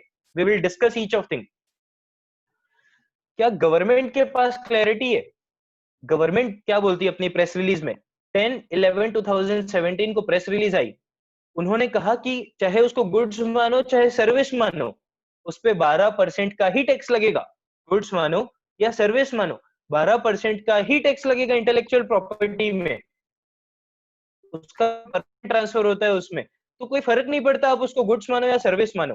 और फर्क कब पड़ेगा? जब आप उसको सर्विस मान लोगे और बाद में जब डिपार्टमेंट आएगा तब फर्क पड़ेगा। तब वो बोलेंगे सर आपने तो इसको, तब वो बोलेंगे कि सर आपने तो इसको गुड्स मान लिया है, ये सर्विस। ऑल्दो जीएसटी रेट का डिफरेंस नहीं है, पर आगे आने वाले प्रोविजंस में आपको डिफरेंसेस पता चलेंगे। तो जब हम ये समझ लिए कि इंटेलेक्चुअल प्रॉपर्टी मतलब क्या, मेरी कोई इंटेलेक्ट जिसका मैं पेटेंट करवा लिया, ट्रेडमार्क करवा लिया, इजी रखने के लिए ट्रेडमार्क मानते हैं। तो वो जो मेरा एक अधिकार, मेरी इंटेलेक्ट पे मेरा जो एक अधिकार सिद्ध हो गया, उसकी बात चल रही है। उसको आप कैसे यूज करते हैं ये समझ गए। जीएसटी में सप्लाई कब होगा? जब उसका सेल होएगा या लाइसेंस होएगी, ये आप समझ गए। उसके बाद आप ये समझ गए कि वो गुड्स होते हैं कि सर्विस होते हैं। नहीं समझे ये चीज, गुड्स होते हैं कि सर्विस होते हैं, हमको डायग्नोज करना बाकी है। क्या गवर्नमेंट को क्लैरिटी है? जी नहीं, गवर्नमेंट को क्लैरिटी नहीं है। तो सबसे पहले देखते हैं, जो मैं इंटेलेक्चुअल प्रॉपर्टी को गुड्स बोल रहा हूँ वो मैं क्यों बोल रहा हूँ। TCS versus state of Andhra Pradesh का एक जजमेंट है जहां पे ये बोला गया है कि गुड्स का मतलब टेंजिबल प्रॉपर्टी या फिर इंटेंजिबल प्रॉपर्टी दोनों हो सकता है। कंडीशन क्या है? उसकी यूटिलिटी होनी चाहिए। अगर मेरी कोई इंटेलेक्ट है, मैंने कोई बहुत अच्छा प्रोसेस लाइक वो केस लॉ डाइट चीनो वाला जिसमें रिंकल नहीं पड़ते, वो एक इंटेलेक्ट है जिसका मैंने अधिकार ले लिया, क्या दूसरे को उसकी यूटिलिटी है? बिल्कुल है। अगला भी चाहता है कि अपनी कंपनी में वो उस टाइप का रिंकल फ्री चीज प्रोड्यूस करे, it has utility. Capable of being brought and sold, क्या मैं अपनी उस यूटिलिटी को, क्या मैं अपने उस अधिकार को बेच सकता हूँ? यस, बिल्कुल बेच सकता हूँ। क्या वो ट्रांसमिट हो सकती है? बिल्कुल हो सकती है। करना क्या है, मेरे स्टेट में रजिस्टर, अगर मैं उसका परमानेंट ट्रांसफर करता हूं तो मुझे अपने स्टेट में रजिस्ट्रेशन सरेंडर करना है, सामने वाला उसको अप्लाई करेगा सेम ट्रेडमार्क के साथ साथ। बिल्कुल ट्रांसफर हो सकता है। क्या स्टोर हो सकता है, पोजेस हो सकता है? बिल्कुल हो सकता है। तो इस जजमेंट के हिसाब से वो गुड्स है। दूसरी चीज जो इस जजमेंट पे बहुत प्यारी आई, अगर कोई इंटेलेक्चुअल प्रॉपर्टी होती है और जैसे ही मैं उसको कोई मीडिया में पुट कर देता हूं तो उसमें कोई डाउट ही नहीं है कि वो गुड्स बन जाती है। एग्जाम्पल क्या लिया कोर्ट ने? एग्जाम्पल लिया, बुक है। अगर मैं कोई बुक लिख रहा हूँ मधुकर हीरेगंगे सर के साथ, तो वो बुक में मेरी भी इंटेलेक्ट है, उनकी भी इंटेलेक्ट है, और जो इंटेलेक्ट है उसको मैं बुक फॉर्म में रिप्रोड्यूस कर रहा हूँ, और रिप्रोड्यूस करने के बाद मैं बुक को बेच रहा हूँ, तो ना कि इंटेलेक्ट को बेच रहा हूँ। तो जितनी भी इंटेलेक्ट है उसको मैं बुक्स में डाला, तो बुक्स अपने आप में गुड्स है जो कि रिजेंबल कर रहे हैं मेरी इंटेलेक्ट को। वो अपने आप में कोई सर्विस नहीं है। मैं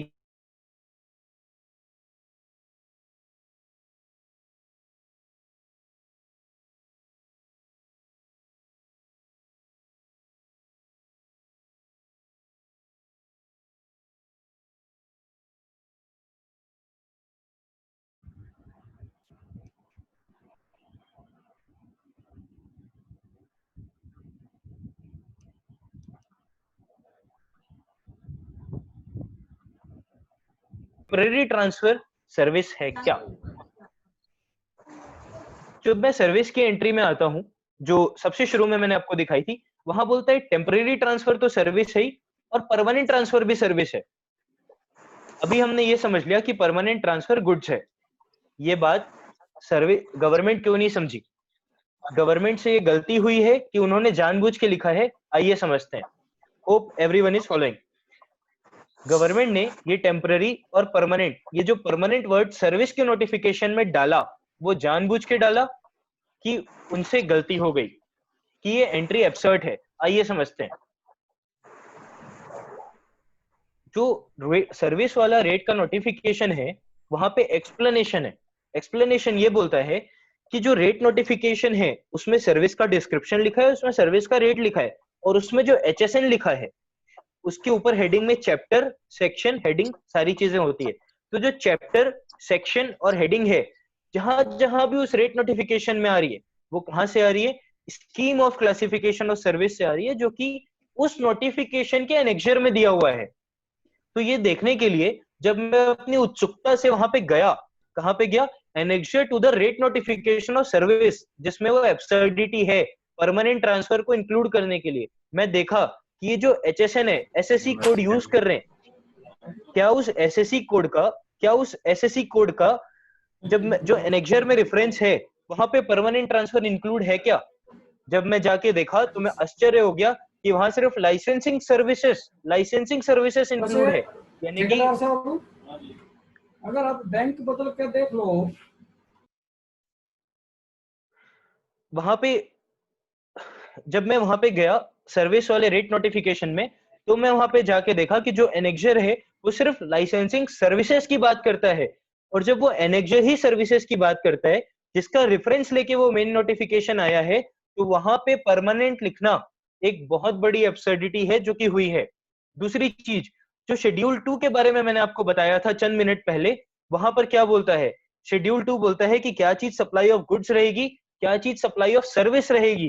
तो जब मैं शेड्यूल 2 में जाके देखा तो वहां भी यही वर्ड्स थी कि टेम्पररी ट्रांसफर और permitting the use of enjoyment of intellectual property rights, उसको हम सर्विस मान के चलेंगे। शेड्यूल 2 भी ये बोलता है। इनफैक्ट गवर्नमेंट के खुद के फ्रीक्वेंटली आस्क्ड क्वेश्चन है जो कि कुछ 2018 में आए थे, उन्होंने भी बोला है जब मैं राइट टू यूज ट्रांसफर करता हूं तो वो सप्लाई ऑफ सर्विस है। और सिमिलर लाइन पे मैंने यहाँ पे कुछ जजमेंट्स आपको पुट अप किए हैं जो कि एसपीएस जेएमएन कंपनी का है, जहां पे सेल्स टैक्स वाले सेल्स टैक्स नहीं लगा पाए थे right to use of a trademark में, क्योंकि वहां पे कोर्ट ने बोल दिया था कि राइट टू यूज ट्रांसफर हो रहा है तो वो सेल ऑफ गुड्स नहीं है, और जो रॉयल्टी मिल रही है वो consideration for usage of services है। तो लाइसेंस क्या है?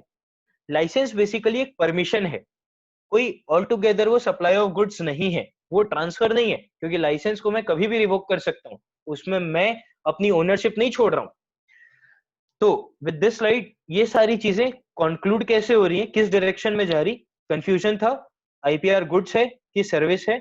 अगर उसका असाइनमेंट होता है, ध्यान दीजिएगा, अगर इंटेलेक्चुअल प्रॉपर्टी का असाइनमेंट होता है, परमानेंट ट्रांसफर होता है, तो वो सप्लाई ऑफ गुड्स है, 12% टैक्स लगेगा। अगर आईपीआर लाइसेंस है, अगर आईपीआर लाइसेंस है या टेम्पररी ट्रांसफर है, तो वो सप्लाई ऑफ सर्विस है, other then in software cases. Software cases में 18% का रेट है। यहां पे मैं कुछ एक ट्रांजैक्शंस लेना चाहूंगा जो नॉर्मली टेक्सटाइल इंडस्ट्री में होते हैं, जहां पे जो मैंने आपको कहा था कंपोजिट सप्लाई, मिक्स सप्लाई, उसका थोड़ा सा टेस्ट में यहां पे लेना चाहूंगा। ध्यान दीजिएगा, अगर मेरा कोई डिजाइन है जिसका मैंने ट्रेडमार्क करवा रखा है, अगर मेरा कोई डिजाइन है, मैंने बनाते बनाते एक डाइट चीनो बना लिया, हमारा एग्जांपल जिसमें रिंकल नहीं पड़ते, और मैंने उस पर्टिकुलर डाइट चीनो का ट्रेडमार्क ले लिया, डाइट चीनो के ही नाम से। ये डाइट चीनो का एक सैंपल क्लॉथ मैंने बनाया, और ये सैंपल क्लॉथ बना के पूरे सैंपल में दिखाने लग गया फॉरेन वाली पार्टी के पास, और फॉरेन वाली पार्टी को बोला ये डाइट चीनो है सर, इसके पूरे अधिकार को मैं आपको बेचना चाहता हूँ, इसके पूरे अधिकार को मैं आपको बेचना चाहता हूँ, असाइनमेंट करना चाहता हूँ।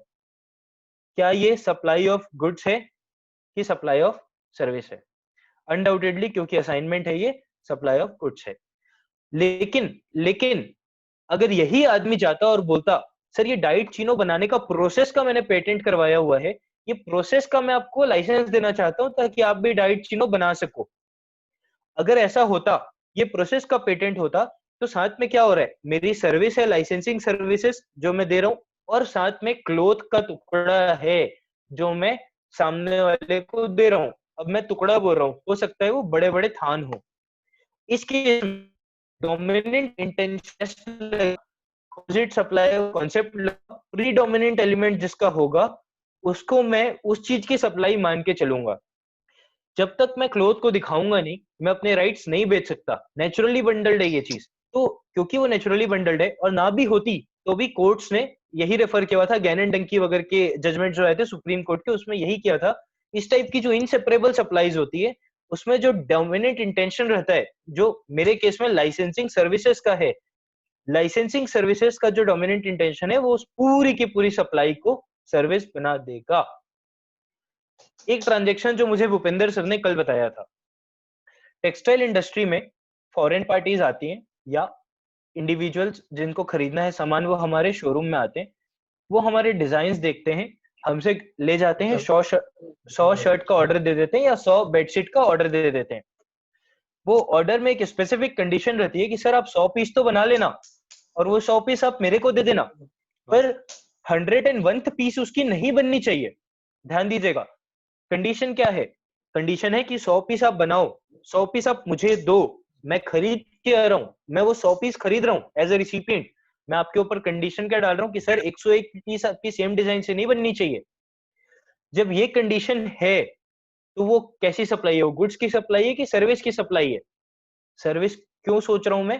कि वो कंडीशन है वहां पे जिसको सामने वाला फॉलो कर रहा है। इस केस में डोमिनेंट इंटेंशन क्या है? सामने वाला कपड़ा खरीदने आया है, उसको कपड़ा दो। Dominant intention sale of cloth है इन माय व्यू। यहां पे हम कंक्लूड करते हैं as far as GST is concern. एक पर्टिकुलर जजमेंट मैंने सिर्फ कस्टम का उठाया है जो कि रिलेवेंट है आगे आने वाली स्लाइड्स को समझाने के लिए। कस्टम्स लॉ में एक जजमेंट आया था सुप्रीम कोर्ट का एसोसिएटेड सीमेंट्स के केस में, जहां पे हुआ क्या था कि जो इंडियन पार्टी थी जो गुड्स को इंपोर्ट कर रही थी, उन्होंने बोला कि सर ये जो मैंने बाहर से इंपोर्ट किया है ये आइडियाज है। एक सीडी कैसेट में उन्होंने इंपोर्ट किया और बोला कि ये आइडियाज है, या एक डॉक्यूमेंट उन्होंने इंपोर्ट की, और आइडियाज क्योंकि गुड्स नहीं हो सकते, हम उसकी वैल्यू नोशनली 1 रुपए डिक्लेयर करेंगे कस्टम लॉ में।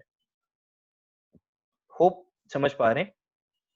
मैंने इंपोर्ट किया आइडियाज जो कि एक पेपर में आ रहे हैं या फिर एक कैसेट में आ रहे हैं, मीडिया में आ रहे हैं बेसिकली। वो जो कैसेट है उसकी वैल्यू में 1 रुपए डिक्लेयर करता हूं, ये बोल के कि सर जो इंटेलेक्ट है, वो जो आइडियाज है वो गुड्स नहीं है। वहां पे सुप्रीम कोर्ट ने बोला जैसे ही इंफॉर्मेशन या एडवाइस एक बार मीडिया में आ जाती है, तो जो सप्लाई हो रहा है वो चैटल है, यानी कि जो मीडिया है वो, और सप्लायर उसको पैसा लेके छोड़ रहा है, तो इट सप्लाई ऑफ गुड्स, और फुल वैल्यू पे उनको कस्टम ड्यूटी देनी पड़ी, तो अभी तक के स्लाइड्स में हम ये समझ गए कि अगर असाइनमेंट है तो वो सेल ऑफ आईपीआर है, और अगर लाइसेंस है तो वो सप्लाई ऑफ सर्विस है। ध्यान दीजिएगा, लाइसेंस है तो वो सप्लाई ऑफ सर्विस है। क्या मैं अपने आइडियाज को मीडिया में डालने के बाद ये बोल सकता हूं कि मेरे आइडियाज हैं वो सर्विस हैं, और अगर मैं मीडिया को पार्ट विथ कर रहा हूं तो बिल्कुल नहीं बोल सकता। अगर मैं मीडिया में डाल दिया और उसको पूरा मैं अपने अधिकार को पूरा असाइन कर दे रहा हूं, then it is a supply of goods. GST regime में जब इन्होंने जीएसटी लाया, आप लोग अपने पिछले सेशंस में सुने होंगे ये चीज, तो उन्होंने 2 कॉन्सेप्ट लाए, एक तो आईजीएसटी का, दूसरा सीजीएसटी का। और सीजीएसटी प्लस एसजीएसटी, जिसमें स्टेट वाले का जो एलिमेंट है वो एसजीएसटी होता है, सेंट्रल वाले का एलिमेंट सीजीएसटी होता है, और जो आईजीएसटी है वो कहीं ना कहीं इन दोनों का कॉम्बिनेशन है, जिसका एक हिस्सा स्टेट्स वालों के पास जाता है। ध्यान दीजिएगा, सेंट्रल की जो भी कलेक्शन होती है, सेंट्रल गवर्नमेंट की जो भी टैक्स कलेक्शन होती है, वो पूरा का पूरा पैसा, मैं यहाँ पे सीजीएसटी की बात कर रहा हूँ, सीजीएसटी की जो भी कलेक्शन होती है वो एक बार सेंट्रल गवर्नमेंट को जाती है, जो एसजीएसटी की पूरी कलेक्शन होती है वो एक बार स्टेट गवर्नमेंट को जाती है। जब मैं सीजीएसटी की कलेक्शन की बात करता हूँ तो वो जाती है कहाँ पे, कंसोलिडेटेड फंड ऑफ इंडिया पे, और कंसोलिडेटेड फंड ऑफ इंडिया में जाने के बाद उसका कुछ हिस्सा वापस अराउंड 46% स्टेट्स को दे दिया जाता है उनके अफेयर्स को संभालने के लिए, और बाकी जो बैलेंस पोर्शन है वो सेंट्रल गवर्नमेंट रखती है। सर म्यूट कर देंगे प्लीज। इंपॉर्टेंट बात क्या है, बिल नंबर बता दो। इंपॉर्टेंट बात यह है कि जो आईजीएसटी है उसमें सेंटर भी शामिल है, स्टेट भी शामिल है। तो जो आईजीएसटी का पैसा है वो सेंटर के पास एक बार जाता तो है, लेकिन इमीडिएटली 50% वहां से निकल के आ जाता है स्टेट्स के पास। और कौन से स्टेट के पास? राहुल सर रिक्वेस्ट करूंगा एक बार आप म्यूट कर देंगे प्लीज। सो आईजीएसटी का पैसा कंजम्पशन, जहां जिस स्टेट में गुड्स या सर्विसेज कंज्यूम हुई है उनको दे दिया जाता है। तो जब ये पोजीशन है तो पता कैसे चलेगा कि कहाँ पे सी लगना है, कहाँ पे एस लगना है साथ में, और कहाँ पे आईजीएसटी लगना है? लॉ में इसके स्पेसिफिक प्रोविजन बनाए गए कि कब आईजीएसटी लगेगा, कब सीजीएसटी और एसजीएसटी लगेगा। जो इन अ नटशेल प्रोविजन है वो मैं आपके सामने रख देता हूं। जब लोकेशन ऑफ सप्लायर, ध्यान दीजिएगा, जब लोकेशन ऑफ सप्लायर और प्लेस ऑफ सप्लाई एक स्टेट के अंदर होंगे तो उसको सीजीएसटी और एसजीएसटी लगाना पड़ेगा, क्योंकि वो इंट्रा स्टेट सप्लाई है। जब location of supplier and place of supply, दो अलग स्टेट में होंगे तो वो इंटर स्टेट सप्लाई है और वहां पे आईजीएसटी लगाना पड़ेगा। Given this, place of supply पता लगाना बहुत इंपॉर्टेंट हो जाता है। अगर मैं प्लेस ऑफ सप्लाई का पता ही नहीं लगाया तो मैं रॉन्ग टैक्स पे करूंगा, और रॉन्ग टैक्स पे करने के बाद अल्टीमेटली जो कंजम्पशन वाला स्टेट है हो सकता है उसको उसका हक न मिले, और अगर आप उसका हक छीने तो तुरंत स्टेट वाला नोटिस आपको या आपके क्लाइंट को भेजेगा। पहले जमाने में क्या होता था, यानी कि पहले जमाने बोलने से जीएसटी से पहले, 2017 से पहले, वैट की जो लेवी होती थी कुछ स्टेट्स में ऐसी होती थी जहां जिस स्टेट से मूवमेंट हुआ वो स्टेट वैट लगाता था। ये तो गुड्स की बात थी, लेकिन टेंजेबल गुड्स में ये पता रहता था कि मूवमेंट कहां से हुआ। लेकिन इनटेंजेबल जो चीजें होती थी लाइक सुरेश सर का जो इंटेलेक्ट है वो चाहे यहाँ दे पानीपत में, या मुझे सर्विसेज आके गुड़गांव में दे, हरियाणा में दे, पता नहीं कि वो उनका मूवमेंट, जो उनकी इंटेलेक्ट है उनका, उसका मूवमेंट हो कहां से रहा है। मतलब location of that intellectual property पता ही नहीं लगती थी। तो ये एक बहुत बड़ा इशू था जो प्री जीएसटी रिजीम में एग्जामिन हुआ। अब आप लोग सोच रहे होंगे कि क्यों इंटेलेक्ट की लोकेशन पता लगाना इंपॉर्टेंट है। मैं बताता हूँ क्यों इंपॉर्टेंट है।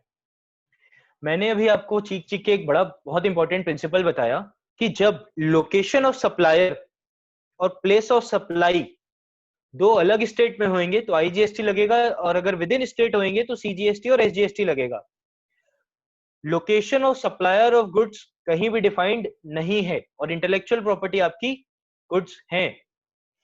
तो जब मैं इंटेलेक्चुअल प्रॉपर्टी अपनी लेके बैठा हूं, या आपका अगर पानीपत में बिजनेस है, वहां पे आपने अपना बिजनेस का ट्रेडमार्क करवाया हुआ है, वो ट्रेडमार्क आपको ये तो पता है गुड्स है, लेकिन उस गुड्स की लोकेशन ही नहीं पता, क्योंकि लॉ तो डिफाइन ही नहीं करता location of supplier of goods कहां पर है। तो आप उस पर्टिकुलर इंटेलेक्ट की लोकेशन को कहां मानोगे?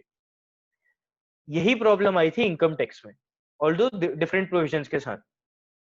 जहां पे क्लब पीटी के जजमेंट में दिल्ली हाईकोर्ट ने ब्यूटीफुली बोला कि इंटेलेक्चुअल प्रॉपर्टी अपना साइटस यानी कि वो कहां लोकेटेड है, कहां सिचुएटेड है, वो कहां से ड्रॉ करती है। उसमें उन्होंने एक प्रिंसिपल दिया मोबिलिया सिक्वेंटर पर्सोनम का। मैं इसको एमएसपी प्रिंसिपल बोल के चलूंगा। इस एमएसपी प्रिंसिपल के मुताबिक situs of owner of intangible asset would be the closest approximation of the intellectual property और intangible asset। यानी कि अगर कोई बिजनेस है जो कि पानीपत में सिचुएटेड है और उन्होंने पानीपत में ही अपना रजिस्ट्रेशन लिया हुआ है, ध्यान दीजिएगा कहां पे सिचुएटेड है, पानीपत में सिचुएटेड है, और उन्होंने पानीपत में अपना क्या लिया हुआ है, रजिस्ट्रेशन लिया हुआ है ट्रेडमार्क का। उस पर्टिकुलर ट्रेडमार्क की लोकेशन, क्योंकि अगर वो पानीपत से, जो कि हरियाणा में लोकेटेड है, पानीपत से अगर मुझे वो दिल्ली में बेचेंगे तो मैं वहां पे आईजीएसटी लगाऊं, इसके लिए मुझे ये पहले डिटरमाइन करना जरूरी है कि वो पानीपत में लोकेटेड है। तो लेटेस्ट से मैं इंटेलेक्ट की बात करता हूं, कोई बिजनेस ने अपना ट्रेडमार्क पानीपत में रजिस्टर करवाया हुआ है, तो उसकी जो साइटस है उसके ओनर के पास, यानी कि उस बिजनेस के पास, उसके मालिक के पास लोकेटेड माना जाएगा, उससे क्लोजेस्ट प्रोक्सिमिटी में, तो यहाँ पे आईजीएसटी लग के चलेगा। लेकिन अगर ध्यान दीजिएगा, लेकिन अगर ये चीज नहीं होती, ये जजमेंट नहीं होता, तो मैं उस चीज का पता नहीं लगा पाता। Same judgement indirect tax regime में भी आया, माइको मोसेंटो बायोटेक के केस में उन्होंने दिल्ली हाईकोर्ट का जजमेंट को रीआइटरेट किया। अब आप ये तो क्लियर हो गए कि जो इंटेलेक्चुअल प्रॉपर्टी है वो गुड्स है, और जो इंटेलेक्चुअल प्रॉपर्टी है उसका साइटस, जो वो वहां जो लोकेटेड है, वो अपने ओनर के पास लग के रहती है। इस बात में आप क्लियर हो गए। अब जानना क्या जरूरी है, क्या जब मैं गुड़गांव से, सॉरी हरियाणा से, जब मैं हरियाणा से दिल्ली में अपने इंटेलेक्ट की सेल करता हूं, ध्यान दीजिएगा, परमानेंट असाइनमेंट करता हूं, या सपोज लाइसेंस भी देता हूं, मेरी जो इंटेलेक्ट है वो कंज्यूम दिल्ली में हुई है कि नहीं हुई है? क्योंकि जीएसटी तो कंजम्पशन बेस्ड टैक्स है, और कंजम्पशन कहां होनी चाहिए? उस स्टेट में होनी चाहिए जहां पे रिसिपिएंट लोकेटेड है, तभी उस स्टेट को बेनिफिट मिलेगा, तभी मैं आईजीएसटी लगाऊंगा। तो अपने को ये तो पता चल गया कि लोकेटेड वो मेरे पास है, लेकिन क्या जब मैं उसकी सेल कर रहा हूं तो क्या वो मूव होके, हरियाणा से पानीपत से मूव होके क्या वो दिल्ली चले गई? क्या मेरी इंटेलेक्चुअल प्रॉपर्टी मूव होके दिल्ली चले गई? इसका आंसर मिला था लाल प्रोडक्ट्स केरला के जजमेंट में, केरला हाईकोर्ट के जजमेंट में। वहां पे उन्होंने कहा, यही जजमेंट को रिआइटरेट करा दिल्ली वाला, लोकेटेड कहां पर होता है? जहां पे उसका ओनर है। और जैसे ही वो सेल होता है, अगर वो सेल दूसरे स्टेट में हो जाती है, तो भले ही वो इंटेंजिबल है, भले ही वो इंटेलेक्चुअल है, लेकिन उसका मूवमेंट होगा। ध्यान दीजिएगा, इंटेलेक्चुअल प्रॉपर्टी का मूवमेंट होगा, और मूवमेंट होने के बाद वो उस स्टेट में चले जाएगी जहां पे वो कंज्यूम हो रही है। तो ध्यान दीजिएगा, मेरे जीएसटी का प्रिंसिपल सेट हो गया। मेरा गुड्स यहां पर है जहां पे मैं हूं, closest proximity to the owner. जब मैं उसकी सेल करता हूं तो वो मूवमेंट होके कहां चला जाता है? दिल्ली चले जाता है। तो देयर इज अ मूवमेंट और वो अल्टीमेटली मैं इसमें आईजीएसटी लगाऊंगा, जिसका आईजीएसटी का बेनिफिट दिल्ली यूनियन टेरिटरी को मिलेगा।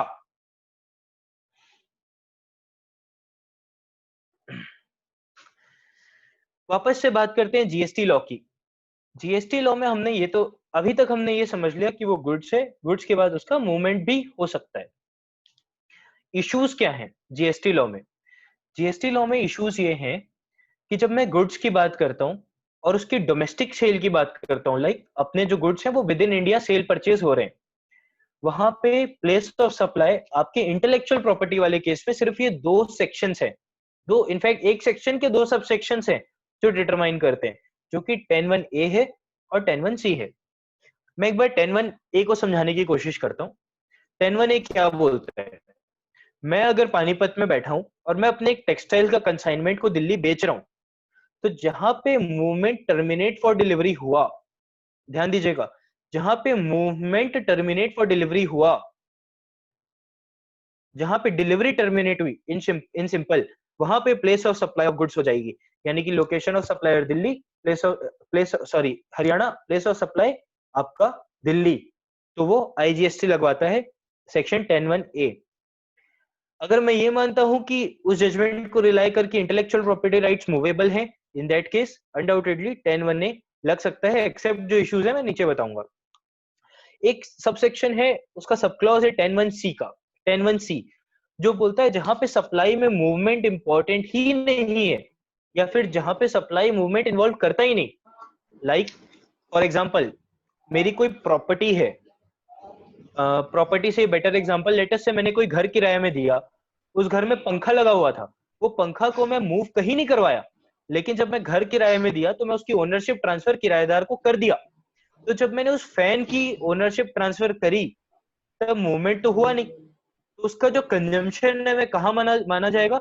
जहां पे वो लोकेटेड है, भले ही उसमें मूवमेंट ना हुआ।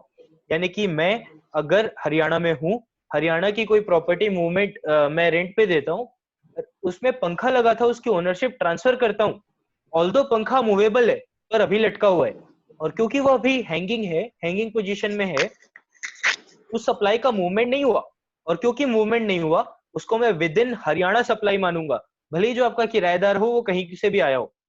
ये दो प्रिंसिपल्स हैं। तो यहाँ पे अगर मैं इंटेलेक्चुअल प्रॉपर्टी राइट्स को मूवेबल मानता हूँ, ध्यान दीजिएगा, तो 10(1)(a) लग सकता है जनरल सेंस में। अगर मैं मूवेबल नहीं मानता हूँ उस जजमेंट के अगेंस्ट जाके, तो 10(1)(c) लगेगा। अगर मैं 10(1)(a) लगाता हूं तो क्या इश्यू है? जो इंटेलेक्चुअल प्रॉपर्टी होती है, ये ध्यान देने वाली बात है, इसको एकदम ध्यान से सुनिएगा। जो इंटेलेक्चुअल प्रॉपर्टी होती है उसका असाइनमेंट जो होता है वो ऑन पेपर्स होता है, उसकी कोई डिलीवरी नहीं होती। यानी कि मैंने अपनी इंटेलेक्चुअल प्रॉपर्टी जो कि पानीपत में डेवलप की थी, उसको मैं दिल्ली के आदमी को बेच रहा हूँ, तो कोई एक्चुअल में मैं उसको डिलीवरी देके नहीं आ रहा हूँ कि लो भाई आप मेरा लोगो ले लो, वो तो सिर्फ एक असाइनमेंट हो रहा है। तो जो सेक्शन 10(1)(a) है वो बात करता है डिलीवरी की, जहां पे डिलीवरी टर्मिनेट हुई। तो ये एक क्वेश्चन मार्क है जो जीएसटी में कुछ जो जब कोर्ट्स बोलेंगे तो वो डिसाइड करेंगे कि एक्चुअल में डिलीवरी टर्मिनेट दिल्ली में मानी जाएगी कि नहीं मानी जाएगी। सेम 10(1)(c) भी बोलता है कि जहां पे डिलीवरी हो रही है। एक और प्रोविजन आता है वहां पे 10(2) का, 10 सबसेक्शन 2 का, जो बोलता है कि जहां पे क्लैरिटी नहीं है लॉ में, यहाँ पे अपन कंफ्यूज हैं कि उसको मूवमेंट माने कि नहीं माने, डिलीवरी है कि नहीं है, जहां पर भी ऐसी क्लैरिटी नहीं है वहां पे गवर्नमेंट नोटिफिकेशन देके आपको क्लैरिटी देगी। तो क्या मैं ये बोल सकता हूँ कि लॉ में क्लैरिटी नहीं है तो गवर्नमेंट को नोटिफिकेशन देना चाहिए था, और गवर्नमेंट ने नोटिफिकेशन नहीं दिया, तो क्या मेरी लेवी डिफंग हो जाएगी? ये भी एक क्वेश्चन मार्क है जो आंसर्ड है। अब आप पूछेंगे कि सर गुड्स के असाइनमेंट के केस में आपने तो कंफ्यूजन ही कंफ्यूजन बता दी, जब बात डोमेस्टिक की थी, इंटरनेशनल तो और अलग ही लेवल चलेगा। कंफ्यूजन क्या, इस कंफ्यूजन का सॉल्यूशन क्या है? In my view destination principle would be very very important in this regard, और कोर्ट्स के जजमेंट भी आएंगे तो वो डेस्टिनेशन प्रिंसिपल के मुताबिक आएंगे कि एक्चुअल में जो ट्रेडमार्क है वो कहाँ कंज्यूम हो रहा है, कोर्ट्स उस चीज को देखेंगे। अगर ट्रेडमार्क एक्चुअल में दिल्ली में कंज्यूम हो रहा है आगे आने वाले टाइम पे, तो बिल्कुल मैं उसको इंटरस्टेट सप्लाई मानूंगा और अकॉर्डिंगली मैं आईजीएसटी लगाऊंगा। लेकिन उसका कंजम्पशन एक्चुअल में अगर हरियाणा में ही हो रहा है तो मैं उसको CGST SGST लगा के चलूंगा। तो इंपॉर्टेंट यहाँ पे डेस्टिनेशन प्रिंसिपल है, क्योंकि लॉ में इस पॉइंट पे क्लैरिटी नहीं है। लेट अस से IGST लगना था, मैंने CGST SGST लगा दिया 10(1)C को फॉलो करके, जो कि बोलता है ट्रेडमार्क मूवमेंट नहीं कर रहे हैं। उस केस में मैंने सोचा ट्रेडमार्क मूवमेंट नहीं कर रहे, मैंने 10(1)C लगा दिया। प्रॉब्लम क्या होगी? प्रॉब्लम ये होगी कि दिल्ली में बैठा हुआ आदमी को जब इनवॉइस मिलेगा तो वहां पे CGST चार्ज होएगा, प्लस आपके हरियाणा का, आपके पानीपत का SGST चार्ज होएगा। तो क्या वो CGST SGST की क्रेडिट दिल्ली में ले पाएगा? बिल्कुल नहीं। लेकिन अगर आपने डेस्टिनेशन प्रिंसिपल को ध्यान दिया तो आप वहां पे IGST चार्ज करेंगे, और आप IGST चार्ज करेंगे तो आप क्रेडिट कहाँ पे ले पाएंगे उसकी? दिल्ली में आपका वहां पे जो बायर है वो क्रेडिट ले पाएगा। सिमिलरली इंटरनेशनल सप्लाईज के लिए सेक्शन 11 आता है। सेक्शन 11 जो प्रोविजन है वो बोलता है एक्सपोर्ट कब माना जाएगा? जब आप गुड्स को इंडिया से उठा के इंडिया के बाहर ले जा रहे हो, तब एक्सपोर्ट माना जाएगा। Taking goods outside India to a place outside India, तो वो एक्सपोर्ट माना जाएगा। इंपोर्ट कब माना जाएगा? Bringing goods from outside India to a place in India, तब वो इंपोर्ट माना जाएगा। अगेन वहां पे जो MSP प्रिंसिपल है, मोबिलिया वाला जो प्रिंसिपल है, बात वही प्रिंसिपल की आती है कि उसकी लोकेशन क्या थी। अगर मैं मानता हूं लेटर से ओनर के पास उसकी लोकेशन थी, अगर उसकी लोकेशन उसके ओनर के पास थी यानी कि बाहर, तो क्या एक्चुअल में मूवमेंट हुआ? लाल प्रोडक्ट के हिसाब से मूवमेंट हुआ, और क्या ट्रेडमार्क एक्चुअल में इंडिया में आए? बिल्कुल इंडिया में आए। तो क्या वो इंपोर्ट होएगा? एज पर सेक्शन 11 इंपोर्ट होगा। क्या क्या जो इंडिया से बाहर गए एक्चुअल में कोई फिजिकली मूवमेंट नहीं, क्या जो मेरे ट्रेडमार्क बाहर गए वो गुड्स हैं? बिल्कुल गुड्स हैं। क्या उसका मूवमेंट हो रहा है? लाल प्रोडक्ट्स के हिसाब से हो रहा है। हो सकता है कुछ लोग ना भी बोले, पर लाल प्रोडक्ट्स वाला जजमेंट है उसके हिसाब से मूवमेंट हो रहा है। क्या ये एक्सपोर्ट मानूंगा मैं? बिल्कुल इसको एक्सपोर्ट में मान के चलूंगा। इंपॉर्टेंट बात क्या आ जाती है? कस्टम्स की। जो मैंने आपको एसोसिएटेड सीमेंट्स वाला जजमेंट दिखाया था वो ऐसे ही नहीं दिखाया था। उस जजमेंट में इंपॉर्टेंट प्रिंसिपल क्या लेट डाउन है? प्रिंसिपल ये है कि जब मीडिया होगी या जब कोई चैटल होगी तो ही उसके इंपोर्ट में कस्टम ड्यूटी लगेगी। लेकिन अगर मैं ऑन पेपर्स कोई चीज ट्रांसफर कर दिया, कोई चीज ऑनलाइन ट्रांसफर हो गई, वहां पर कोई मीडिया नहीं है, तो कस्टम वाले आपके ऊपर कस्टम ड्यूटी तो नहीं लगा सकते। तो क्या कस्टम एक्ट में अगर कोई चीज इंपोर्ट नहीं बन रही तो क्या वो GST एक्ट में भी इंपोर्ट नहीं बनेगी क्या? The answer is no. GST act all together एक अलग लेजिस्लेशन है।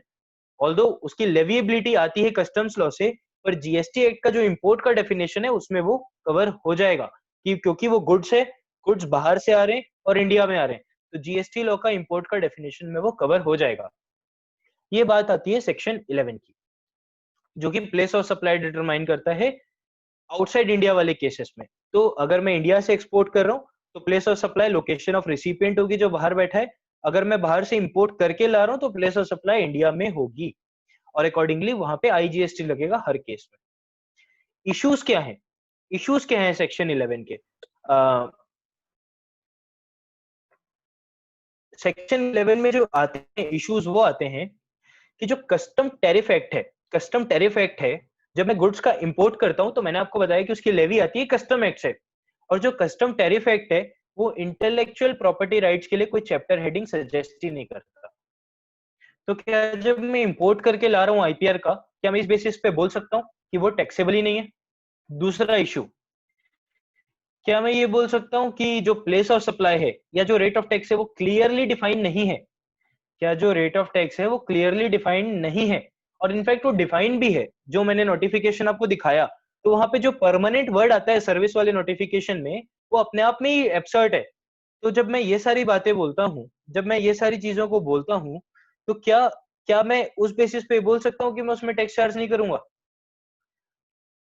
क्या मैं ये बोल सकता हूँ कि मोबिलिया प्रिंसिपल के हिसाब से जो लोकेशन थी बायर की, वो आउटसाइड इंडिया थी, तो क्या जो सप्लाई हुई वो आउटसाइड इंडिया हुई, और यहाँ इंडिया में उसका कोई इम्प्लीकेशन ही नहीं है? ये सारे के सारे क्वेश्चन अभी अनआंसर्ड है। बट इन माय व्यू अगर सप्लाई बाहर भी हो रही है तो GST लॉ ऐसा नहीं, रेस्ट्रिक्टेड नहीं है विद इन इंडिया, वो इंपोर्ट के केस में बाहर वाली सप्लाईज को कंसिडर करेगा।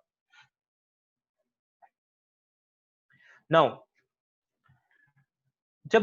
अभी तक मैं बात कर रहा था गुड्स की, और गुड्स में इंपॉर्टेंट प्रिंसिपल क्या निकल के आए कि अगर मैं पानीपत का हूं, मैंने ट्रेडमार्क सेल की कहा दिल्ली में, तो आईजीएसटी लगेगा, क्योंकि 10(1)(a) लगता है जो डेस्टिनेशन प्रिंसिपल की बात करता है। दूसरा, अगर मैं एक्सपोर्ट करता हूं तो उसको एक्सपोर्ट माना जाएगा, या अगर मैं इंपोर्ट करता हूं इंटेलेक्चुअल प्रॉपर्टी का तो इंपोर्ट माना जाएगा। सिर्फ इसलिए क्योंकि मैंने यहाँ पे 3 प्रिंसिपल की बात की। मोबिलिया की लोकेशन ऑफ सप्लायर वहां मानी जाएगी जहां पे ट्रेडमार्क एक्चुअली रजिस्टर्ड है, जो फर्स्ट वाले केस में पानीपत में रजिस्टर्ड है, और कंजम्पशन कहाँ हो रहा है उसका दिल्ली में हो रहा है, तो वहां पे मैं आईजीएसटी मानूंगा। लेकिन सर्विस के केस में चीजें इजी है। लेट अस से अगर मैं ट्रेडमार्क सेल नहीं करके, ट्रेडमार्क का असाइनमेंट नहीं करके मैं उसकी लाइसेंसिंग कर रहा हूँ, होप समझ पा रहे होंगे। अगर मैं ट्रेडमार्क सेल नहीं करके मैं उसका क्या कर रहा हूँ, लाइसेंस कर रहा हूँ, यानी कि मैं एक राइट टू यूज दे रहा हूँ। उस केस में मेरी प्लेस ऑफ सप्लाई कैसे डिटरमाइन होगी? एग्जांपल रखते हैं, आप पानीपत में बैठे हैं, आपका ब्रांड फेमस हो गया, आपका ब्रांड सपोज XYZ आपका ब्रांड था। XYZ ब्रांड फेमस होने के बाद आपके पास मैं अप्रोच करता हूँ महाराष्ट्र से। मैं बोलता हूँ सर आपका ब्रांड तो फेमस हो गया, अब आप मेरे को ब्रांड का राइट टू यूज दे दो, वहां पे मैं अपनी फ्रेंचाइजी डालूंगा, या आपके ब्रांड से अपने गुड्स प्रोड्यूस करूंगा। बेसिकली मैं क्या कर रहा हूँ, मैं उसको राइट टू यूज दे रहा हूँ, यानी कि सर्विस की सप्लाई कर रहा हूँ। जब मैं सर्विस की सप्लाई कर रहा हूँ तो सबसे पहले वही चीज है कि मेरे को डिटरमाइन करना है कि आईजीएसटी लगेगा कि सीजीएसटी और एसजीएसटी लगेगा।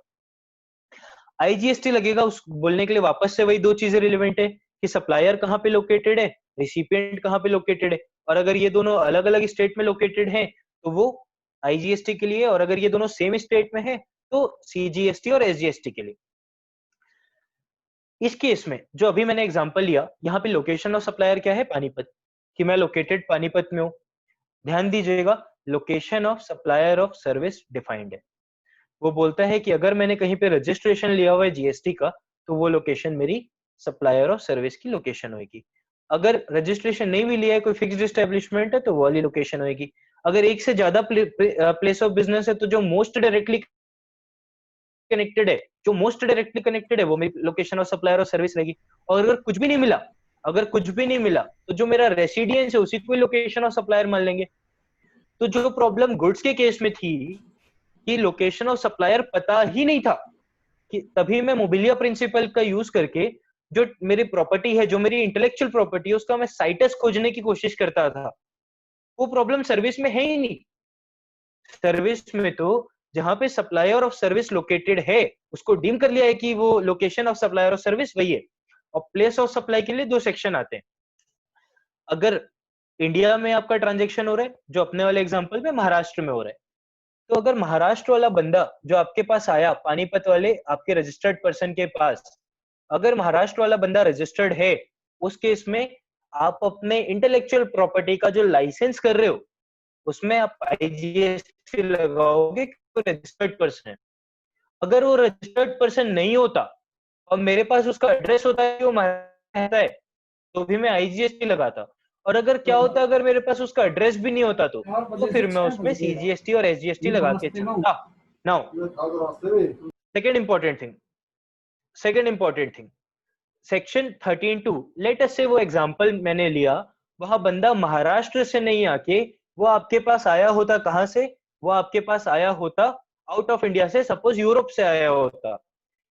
यूरोप से अगर वो आया है तो सिर्फ एक ही सब सेक्शन है जो बोलता है कि अगर आप अपने राइट टू यूज को ट्रांसफर कर रहे हो, आप कोई भी सर्विस दे रहे हो, तो location of recipient of service आपकी यूरोप में है और अकॉर्डिंगली आप आईजीएसटी लगाओगे और उसको एक्सपोर्ट ऑफ सर्विस माना जाएगा। यहां पर हम कंक्लूड करते हैं, समझ जाते हैं कि इंटेलेक्चुअल प्रॉपर्टी गुड्स है कि सर्विस है। गुड्स होने के बाद उसका प्लेस ऑफ सप्लाई कैसे डिटरमाइन होगा, और प्लेस ऑफ सप्लाई असाइनमेंट कर रहा हूं तो वो गुड्स की सप्लाई मानी जाएगी, और गुड्स की सप्लाई मानी जाएगी तो इंटर स्टेट सप्लाई मानी जाएगी कि इंटर स्टेट सप्लाई मानी जाएगी, वो 2 फैक्टर पे डिपेंड करेगा। लोकेशन ऑफ सप्लायर जो कि मोबिलिया प्रिंसिपल के हिसाब से निकलेगा, और प्लेस ऑफ सप्लाई जो कि प्लेस ऑफ सप्लाई के रूल्स के हिसाब से निकलेगा। लेट अस से अगर वो लाइसेंस का केस है, लाइसेंस के केस में again location of supplier defined है, प्लेस ऑफ सप्लाई सेक्शन 12 और सेक्शन 13 में बताते हैं। अगर प्लेस ऑफ सप्लाई और location of supplier same state में होंगी तो CGST SGST, और अगर वो अलग अलग स्टेट में होंगी तो IGST लग के चलेगा। होप यहां तक लोगों को क्लियर है। तो मैं आगे बढ़ूंगा। ये सारी की सारी टैक्सेबिलिटी की बात हो गई। अब हम बात करते हैं क्या ट्रेडमार्क, सबसे इंपॉर्टेंट होता है ट्रेडमार्क का रजिस्ट्रेशन करवाना। क्या मैं ट्रेडमार्क का जो रजिस्ट्रेशन करवा रहा हूं वो रजिस्ट्रेशन में एग्जेम्पशन है क्या? मैं एक चार्टर्ड अकाउंटेंट हूं, मेरे पास क्लाइंट आया कि सर मेरा ट्रेडमार्क है, मैं XYZ नाम से अपना बिजनेस का ट्रेडमार्क करवाना चाहता हूँ, बिजनेस बड़ा हो रहा है, तो आप मेरा ट्रेडमार्क का रजिस्ट्रेशन करवा दो। एज ए चार्टर्ड अकाउंटेंट मेरे को क्या डाउट आएगा कि ट्रेडमार्क ट्रेडमार्क ट्रेडमार्क इसका रजिस्ट्रेशन कौन करती है? पेटेंट एंड ट्रेडमार्क रजिस्ट्रेशन कौन करती है? एक अथॉरिटी है गवर्नमेंट की, जो कि गवर्नमेंट का डिपार्टमेंट है, और गवर्नमेंट का डिपार्टमेंट रजिस्ट्रेशन कर रहा है, यानी कि गवर्नमेंट का डिपार्टमेंट मुझे यानी कि मेरे क्लाइंट को सर्विस दे रहा है। और जब गवर्नमेंट से मैं कोई सर्विस लेता हूं तो मेरे ऊपर क्या आएगा? रिवर्स चार्ज आएगा, और रिवर्स चार्ज में आएगा मतलब मेरे क्लाइंट को कैश में टैक्स पे करना पड़ेगा। ध्यान दीजिएगा, अनडाउटेडली सही है आप कि गवर्नमेंट से लगने वाली या गवर्नमेंट से मिलने वाली सर्विसेज में रिवर्स चार्ज लगता है, लेकिन सपोज वो सर्विसेज एग्जेम्प्ट हो तो वहां पे कोई रिवर्स चार्ज की बात ही नहीं आएगी, क्योंकि वो सर्विसेज एग्जेम्प्ट है। ध्यान दीजिएगा, जो रजिस्ट्रेशन है ट्रेडमार्क का, ध्यान दीजिएगा, जो ट्रेडमार्क का रजिस्ट्रेशन है, क्या उसके लिए गवर्नमेंट ने कोई एग्जम्पशन एंट्री दे रखी है? मैं आपका ध्यान लाना चाहूंगा एंट्री 47 में, जो आपकी स्क्रीन पे है। Entry 47 to the exemption notification says services provided by the CGSGUT by way of registration required under any law. Registration required under any law for the time being in force. क्या जो trademark का registration है वो government करती है? 100% एक government department करता है। डिटेल आपको साइड में मिल जाएंगी। तो क्या ये गवर्नमेंट की सर्विस है? अनडाउटेडली गवर्नमेंट की सर्विस है। क्या जो मैं ट्रेडमार्क का रजिस्ट्रेशन ले रहा हूं वो registration required under any law है? क्या ये जो ट्रेडमार्क का रजिस्ट्रेशन है ये registration required under any law है? मैं ध्यान दिलवाना चाहूंगा कि रजिस्ट्रेशन रिक्वायर्ड को आप दो तरीके से पढ़ सकते हैं। रजिस्ट्रेशन रिक्वायर्ड यानी कि कोई लॉ आपके ऊपर रिक्वायरमेंट दे रहा है कि आप रजिस्ट्रेशन लो, जो कि प्रेजेंट केस में नहीं है। मैं तो ट्रेडमार्क का जो रजिस्ट्रेशन ले रहा हूँ अपनी इच्छा से ले रहा हूँ, क्योंकि मेरा बिजनेस बड़ा हो गया, कोई मेरा ब्रांड को चुरा ना ले, मैं अपनी इच्छा से ले रहा हूँ। तो ये रजिस्ट्रेशन रिक्वायर्ड तो नहीं है। क्या मैं इसको दूसरे तरीके से पढ़ूं? Registration dash required under any law, मतलब रजिस्ट्रेशन मुझे लेना है जो कि किसी ना किसी लॉ में रिक्वायर्ड है। किसी न किसी लॉ में रिक्वायर्ड है मतलब किसी न किसी लॉ में उसका प्रोसेस दिया हुआ है, कोई प्रोसेस रिक्वायर करता है। मेरा view, in my personal opinion, registration required under any law में आपके ट्रेडमार्क के रजिस्ट्रेशन कवर होंगे। और क्योंकि ट्रेडमार्क के रजिस्ट्रेशन इस एग्जेम्पशन में कवर होंगे अनडाउटेडली, तो वहां पे मुझे ये एग्जेम्पशन मिल जाएगी। और क्योंकि मुझे एग्जेम्पशन मिल जाएगी, ऑल्दो ये सेंट्रल गवर्नमेंट का डिपार्टमेंट कर रहा है, ऑल्दो ये स्टेट गवर्नमेंट का डिपार्टमेंट कर रहा है, जो भी कर रहा है, मुझे रिवर्स चार्ज में टैक्स नहीं पे करना पड़ेगा। ये तो आ गया ये क्वेश्चन ट्रेडमार्क के रजिस्ट्रेशन का। अब क्या होता है, ट्रेडमार्क का रिन्यूअल भी होता है कुछ पीरियड ऑफ टाइम के बाद। तो क्या जो उसका रिन्यूअल है वो भी रजिस्ट्रेशन में कवर होएगा? बिल्कुल, इन माय व्यू अगर मैं रिन्यूअल भी ले रहा हूं तो वो रजिस्ट्रेशन से कुछ अलग नहीं है। वापस से मैं अपने एक अधिकार को सिद्ध कर रहा हूँ, रिन्यू करवा के वापस से रजिस्ट्रेशन ले रहा हूँ। तो जब मैं वापस से रजिस्ट्रेशन ले रहा हूँ, if I am taking registration again, तो वो कोई अलग चीज नहीं है। तो वहां पर भी एग्जेम्पशन मिलनी चाहिए, हालांकि देयर इज अ रिस्क कि डिपार्टमेंट वहां पे दिक्कत कर सकता है। नाउ ये तो बात हुई डोमेस्टिक की, कि जब मैं अपने ध्यान दीजिएगा, मैं आपसे ज्यादा तो नहीं जानता as far as this textile industry is concern, पर ट्रेडमार्क में दो टाइप के ट्रेडमार्क्स होते हैं। एक तो within India, all over India के मैंने कोई ट्रेडमार्क लिया कि विद इन इंडिया कोई मेरे लोगों को कॉपी ना कर पाए। एक होता है इंटरनेशनल बॉडी। इंटरनेशनल बॉडी का नाम आपकी स्क्रीन पे है, विपो, वर्ल्ड इंटेलेक्चुअल प्रॉपर्टी ऑर्गेनाइजेशन। तो क्या ये इंटरनेशनल बॉडी, ध्यान दीजिएगा, क्या ये इंटरनेशनल बॉडी के पास में रजिस्टर करवाता हूं तो क्या ये जो प्रीवियस स्लाइड वाली एग्जेम्पशन थी वो आपको मिलेगी? बिल्कुल नहीं, क्योंकि ये इंटरनेशनल बॉडी है जो कि ना कि सेंट्रल गवर्नमेंट में आती है, ना ही स्टेट गवर्नमेंट में आती है, ना ही कोई यूनियन टेरिटरी की बॉडी में आती है। तो मुझे ऊपर वाली एग्जेम्पशन नहीं मिलेगी। तो क्या मुझे इस केस में रिवर्स चार्ज में टैक्स पे करना है? 100% पे करना है। क्यों पे करना है?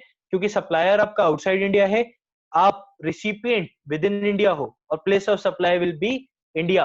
तो जब मैं दूसरे देश से सर्विसेज का इंपोर्ट करता हूं तो मुझे रिवर्स चार्ज पे करना पड़ता है, और रिवर्स चार्ज में टैक्स पे करने का मतलब मुझे कैश में डिस्चार्ज करना है, देन उसका क्रेडिट लेना है। Now coming on to next slide, क्या इंटेलेक्चुअल प्रॉपर्टी के ट्रांजैक्शन में नॉर्मली फॉरवर्ड चार्ज लगता है? जी हाँ, अगर आप लाइसेंस में दे रहे हो आपको फॉरवर्ड चार्ज लगेगा, आप सेल कर रहे हो आपको फॉरवर्ड चार्ज लगेगा। देन किस केस में रिवर्स चार्ज लगता है? जैसा कि मैंने आपको प्रीवियस स्लाइड में बताया कि आप अगर फॉरेन से कोई चीज इंपोर्ट कर रहे हो, ध्यान दीजिएगा, फॉरेन से अगर आप कोई सर्विसेज इंपोर्ट कर रहे हो तो नोटिफिकेशन 10/17 डेटेड 28/6/17 नोटिफिकेशन 10/17 डेटेड 28/6/17 बोलता है कि अगर सप्लायर लोकेटेड आउटसाइड इंडिया है, प्लेस ऑफ सप्लाई आपकी इंडिया है, ध्यान दीजिएगा, supplier located outside India, place of supply in India, तो आपको टैक्स रिवर्स चार्ज में पे करके चलना है। और कब नहीं पे करना है, कब नहीं पे करना है, क्या आपके लिए एग्जम्पशन है इंपोर्ट ऑफ सर्विस के केस में? एक एग्जम्पशन है, जो मैंने एसोसिएटेड सीमेंट का केस दिखाया था, जहां बोला कि अगर आपके पास एक मीडिया आती है, ध्यान दीजिएगा, अगर आपके पास एक मीडिया के फॉर्म में कोई गुड्स आ रहा है और उसका कस्टम लॉ में प्रोविजन है, ध्यान दीजिएगा, कस्टम लॉ में प्रोविजन है उस पर टैक्स लगाने का, तो फिर उसको इंपोर्ट ऑफ सर्विस नहीं माना जाएगा। नॉर्मली बड़े बड़े कॉन्ट्रैक्ट्स ऐसे होते हैं जहां पे 1000 करोड़ रुपए, ज्यादा हो गया, 100 करोड़ रुपए चार्ज होता है जो मशीनरी आती है उसका, और 200-300 करोड़ उसमें जो इंटेलेक्चुअल प्रॉपर्टी आती है उसका। कस्टम लॉ में जब आप देखेंगे तो there is a specific provision कि जब कोई मशीनरी आ रही है और उसके साथ कोई सीडी कैसेट आ रही है जिसमें इंटेलेक्चुअल प्रॉपर्टी भी है, तो वो जो कस्टम ड्यूटी लगेगी वो मशीनरी की वैल्यू पे लगेगी कि ओवरऑल 300 करोड़ पे लगेगी। In custom there is a specific provision जो बोलता है कि पूरे 300 करोड़ में मुझे कस्टम ड्यूटी देनी है। अगर ऐसे केसेस में जो 200 करोड़ रुपए की इंटेलेक्ट पे कस्टम ड्यूटी लग रही है, क्या उसमें वापस से इंपोर्ट ऑफ सर्विस माना जाएगा? जी नहीं, उसको वहां पे गुड्स मान लिया गया है तो उसको सर्विस दोबारा नहीं माना जाएगा।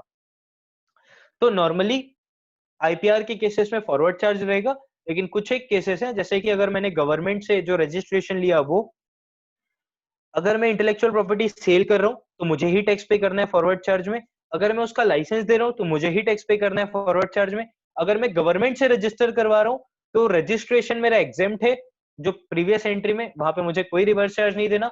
अगर मैं इंपोर्ट कर रहा हूं या इंटरनेशनली रजिस्टर करवा रहा हूं तो वो इंपोर्ट ऑफ सर्विस है, मुझे उसमें टैक्स पे करना है रिवर्स चार्ज में।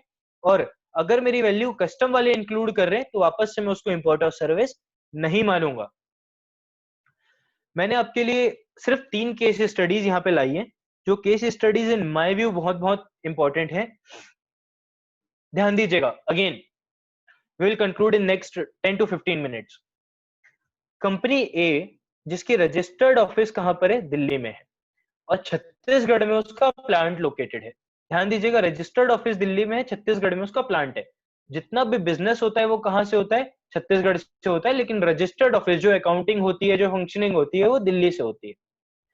जो ट्रेडमार्क था, जो कंपनी ने अपना ट्रेडमार्क रजिस्टर करवाया, वो कहां करवाया? ऑब्वियसली रजिस्टर्ड ऑफिस में करवाया, क्योंकि ये कंप्लायंसेस वाले काम रजिस्टर्ड ऑफिस करती है। अब ये परमानेंट ट्रांसफर, ये जो ट्रेडमार्क का परमानेंट ट्रांसफर है, ये कंपनी ए कंपनी बी को परमानेंट ट्रांसफर कर रही है। ध्यान दीजिएगा, मैं वर्ड यूज कर रहा हूं परमानेंट ट्रांसफर, यानी कि गुड्स। तो जो कंपनी बी है वो भी छत्तीसगढ़ में लोकेटेड है। क्वेश्चन क्या आता है माइंड में? क्वेश्चन माइंड में ये आता है कि इस ट्रांजैक्शन में जो कि दिल्ली और छत्तीसगढ़ के बीच हो रहा है, दिल्ली मेरी रजिस्टर्ड ऑफिस और छत्तीसगढ़ जो कंपनी है, वो नई कंपनी जो ट्रेडमार्क खरीदने के इच्छुक है, ये जो ट्रांजैक्शन है, ये ट्रांजैक्शन में आईजीएसटी लगेगा कि सीजीएसटी और एसजीएसटी लगेगा? ध्यान दीजिएगा, स्लाइड में मैंने गलती से यहाँ पे यूपी लिख दिया है, उसको आप छत्तीसगढ़ मानिएगा। इशू क्या है? क्या कंपनी ए जो ट्रेडमार्क बेच रही है वो दिल्ली से इनवॉइस करे कि यूपी से इनवॉइस करे? पहली चीज। और दूसरा इशू क्या है कि आईजीएसटी लगेगा कि सीजीएसटी एसजीएसटी?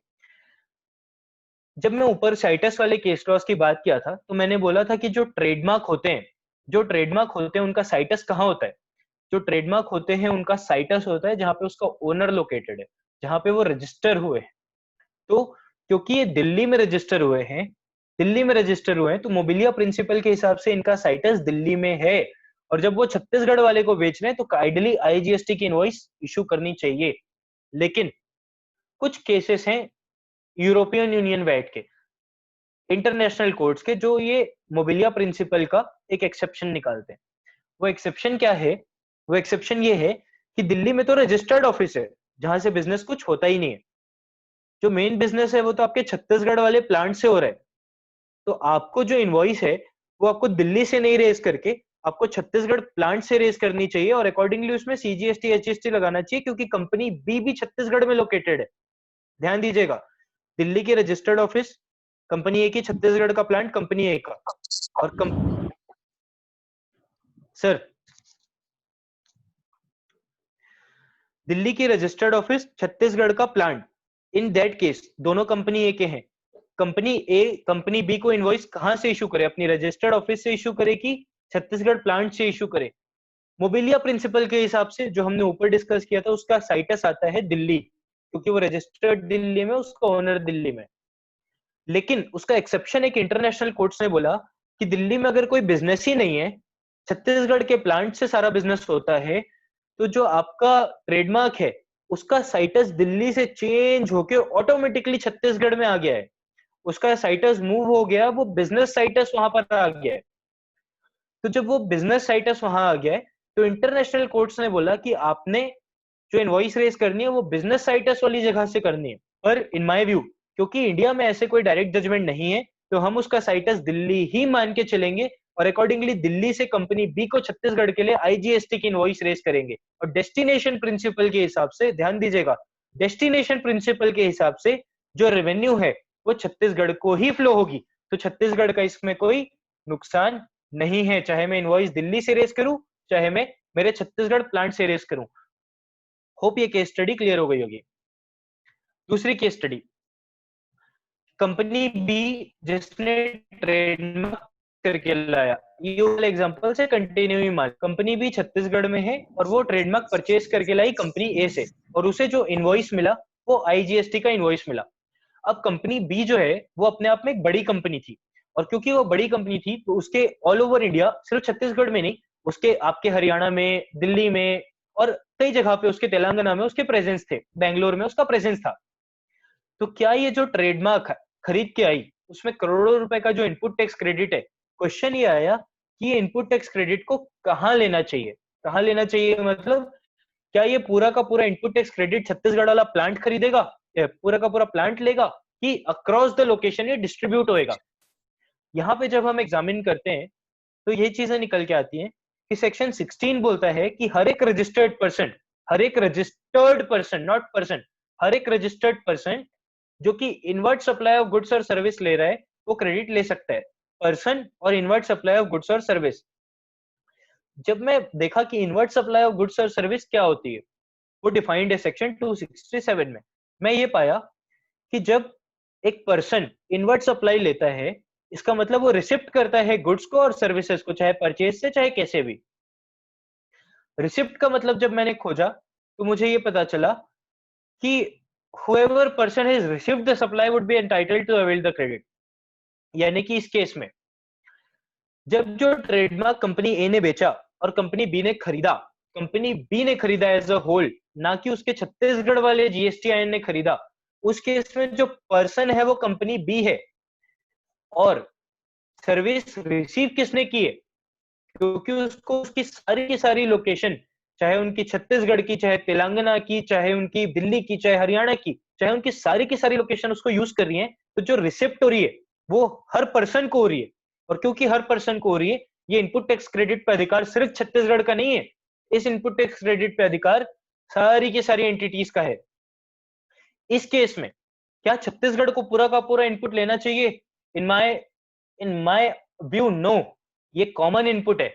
छत्तीसगढ़ इसको लेने की बजाय छत्तीसगढ़ में आप आईएसडी रजिस्ट्रेशन लो, इनपुट सर्विस डिस्ट्रीब्यूशन का रजिस्ट्रेशन लेके वहां पूरी की पूरी क्रेडिट लो, सेपरेट रजिस्ट्रेशन है, ध्यान दीजिएगा, आईएसडी का सेपरेट रजिस्ट्रेशन लो, वहां पूरी इनपुट क्रेडिट लो, एंड देन उस आईएसडी के थ्रू टर्नओवर के बेसिस पे अपने बाकी की सारी लोकेशन को इनपुट टैक्स क्रेडिट डिस्ट्रीब्यूट करो।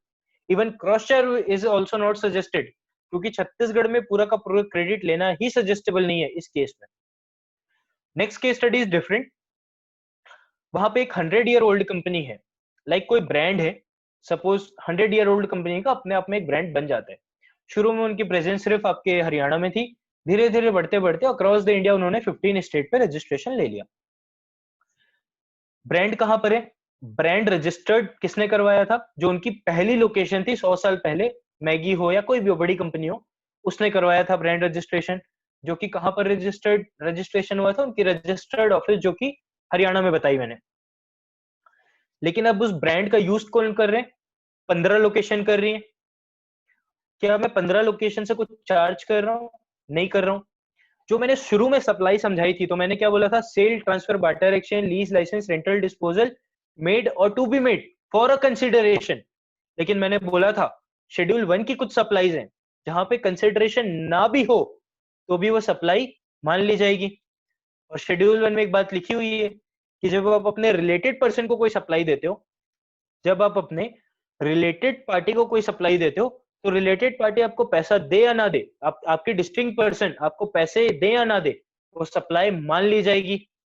इस केस में जो आपकी हरियाणा वाली हेड ऑफिस है, वो 15 के 15 स्टेट में जहां उनके जीएसटी एंड और डिस्टिंक्ट पर्सन रिलेटेड पार्टी है, जब वो उनको सर्विस दे रही है, कैसी सर्विस दे रही है? उसको सर्विस ये दे रही है ब्रांड यूज करने की सर्विस, उसका चार्ज नहीं कर रही, तो भी वो शेड्यूल 1 के हिसाब से कवर हो जाएगा। क्या जो हरियाणा वाली हेड ऑफिस है, क्या 15 के 15 लोकेशन को उससे चार्ज करना चाहिए? ध्यान दीजिएगा, एक कॉन्सेप्ट होता है एक्टिव सप्लाई का, पैसिव सप्लाई का। जो ये ट्रांसफर ऑफ प्रॉपर्टी एक्ट है, उसमें पैसिव सप्लाई का कॉन्सेप्ट है। तो जो ये बिजनेस है, इसने जब वो ब्रांड को रजिस्टर करवाया, तो वो अपने बिजनेस एज अ होल को करवाया ताकि पूरे के पूरे बिजनेस को बेनिफिट हो। ये ऐसा नहीं है कि कोई सर्विस हेड ऑफिस ने कोई कंसल्टेंट बुलाया जो अपने पास एम्प्लॉय हायर किया और सब जगह भेजा। ये वाला केस नहीं है जिसपे आपके डाइवर्स व्यू होते हैं। ये वाला केस है जहां पे मैंने 100 साल पहले एक ब्रांड रजिस्टर करवाया था, मेरा नाम चल गया, जिसका फायदा मेरी कई लोकेशन को मिल रहा है, जो कि कोई एक्टिवली मैं सप्लाई नहीं कर रहा। ये तो एक पैसिव सप्लाई है। और जब बात पैसिव सप्लाई की आती है, तो वो सप्लाई पार से नहीं होती।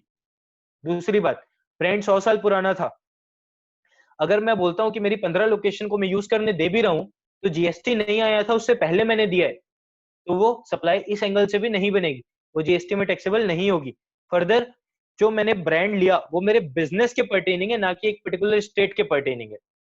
पुराने वाले केस में और इस केस में डिफरेंस ये था कि पुराने वाले क्रेडिट में मैं एक ब्रांड को खरीद के ला रहा था, लाइसेंस को, और उस लाइसेंस का यूज मेरी सारी लोकेशन कर रही थी बोल के मैंने आईटीसी हर जगह डिस्ट्रीब्यूट करी।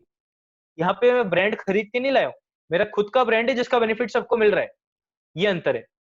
अकॉर्डिंगली यहाँ पे उसमें कोई सप्लाई मान के जीएसटी चार्ज करने की जरूरत नहीं है। Now the next topic is intermediary services, जिसका इंटेलेक्चुअल प्रॉपर्टी राइट से कोई भी लेना देना नहीं है। ध्यान दीजिएगा, इंटेलेक्चुअल प्रॉपर्टी राइट से कोई भी लेना देना नहीं है, बट कुछ रिक्वेस्ट के बेसिस पे मैं टॉपिक को डील कर रहा हूँ नेक्स्ट 5 मिनट। आपके जो टेक्सटाइल मार्केट होते हैं, उसमें आप लोग एक्सपोर्ट करते हो, और जब आप एक्सपोर्ट करते हो तो फॉरेन बायर आपके पास डायरेक्टली बहुत कम आते हैं, वो आते हैं बाइंग एजेंट्स के थ्रू। और जो बाइंग एजेंट होते हैं वो फॉरेन बायर को असिस्ट करते हैं बेस्ट माल दिलवाने में, बार्गेनिंग करवाने में, उनकी नीड्स को सेटिस्फाई करने में, क्वालिटी का प्रोडक्ट दिलवाने में, उनकी लॉजिस्टिक सर्विसेज अरेंज करवाते हैं, उनसे दोनों फॉरेन वाला और इंडिया वाले के बीच में कम्युनिकेशन गैप को फिल करते हैं, दोनों की रिलेशनशिप मैनेज करवाते हैं, अच्छे सप्लायर्स पता करते हैं, अच्छे कस्टमर पता करते हैं। तो ये बेसिकली बाइंग एजेंट काम करते हैं। इशू क्या चल रहा है इंडस्ट्री में कि ये जो बाइंग एजेंट सर्विसेज दे रहे हैं फॉरेन कस्टमर्स को, जिसका पैसा उनको किससे मिल रहा है? फॉरेन कस्टमर से मिल रहा है, फॉरेन करेंसी में। क्या ये जो एजेंट्स हैं, क्या इनकी जो सप्लाई है, ध्यान दीजिएगा, क्या इनकी जो सप्लाई है इसको मैं एक्सपोर्ट ऑफ सर्विस मानूंगा कि नहीं मानूंगा? ये क्वेश्चन आता क्यों है? ये क्वेश्चन इसलिए आता है कि जो सेक्शन 13(8) है, 13(8) कौन सा? Place of supply, IGST. वो बोलता है कि जहां पे सप्लायर और जहां पे रेसिपिएंट दोनों अलग अलग कंट्री में हैं, यानी कि कोई भी एक आदमी इंडिया में, कोई आउटसाइड इंडिया में, उस केस में इंटरमीडियरी सर्विसेज इंटरमीडियरी सर्विसेज को मैं डीम कर लूंगा जहां पे सप्लायर लोकेटेड है। तो लेटेस्ट से आपका बाइंग एजेंट जो कि आपके इंडिया में लोकेटेड है, लेटेस्ट से आपका बाइंग एजेंट जो कि आपके इंडिया में लोकेटेड है, अगर वो फॉरेन वाले को सर्विस दे रहा है, अगर मैं बोलूं कि वो इंटरमीडियरी है, अगर मैं बोलता हूं कि वो इंटरमीडियरी है, ध्यान दीजिएगा, उस केस में जो लोकेशन और सप्लायर यानी कि इंटरमीडियरी की लोकेशन को डीम कर लिया जाएगा। डीम क्या कर लिया जाएगा? डीम कर लिया जाएगा, डीम कर लिया जाएगा प्लेस ऑफ सप्लाई, और अकॉर्डिंगली वो एक्सपोर्ट ऑफ सर्विस नहीं बन पाएगी। सीजीएसटी जीएसटी लगाना पड़ेगा। मतलब क्या हुआ? फॉरेन वाला तो पैसा 100 ही रुपए दे रहे, जो 100 रुपए आपको मिल रहे थे उसमें से आपको नेट बेसिस पे 18% का टैक्स गवर्नमेंट को देना पड़ेगा, आपके इंटरमीडियरी को, जो उसकी कॉस्ट है।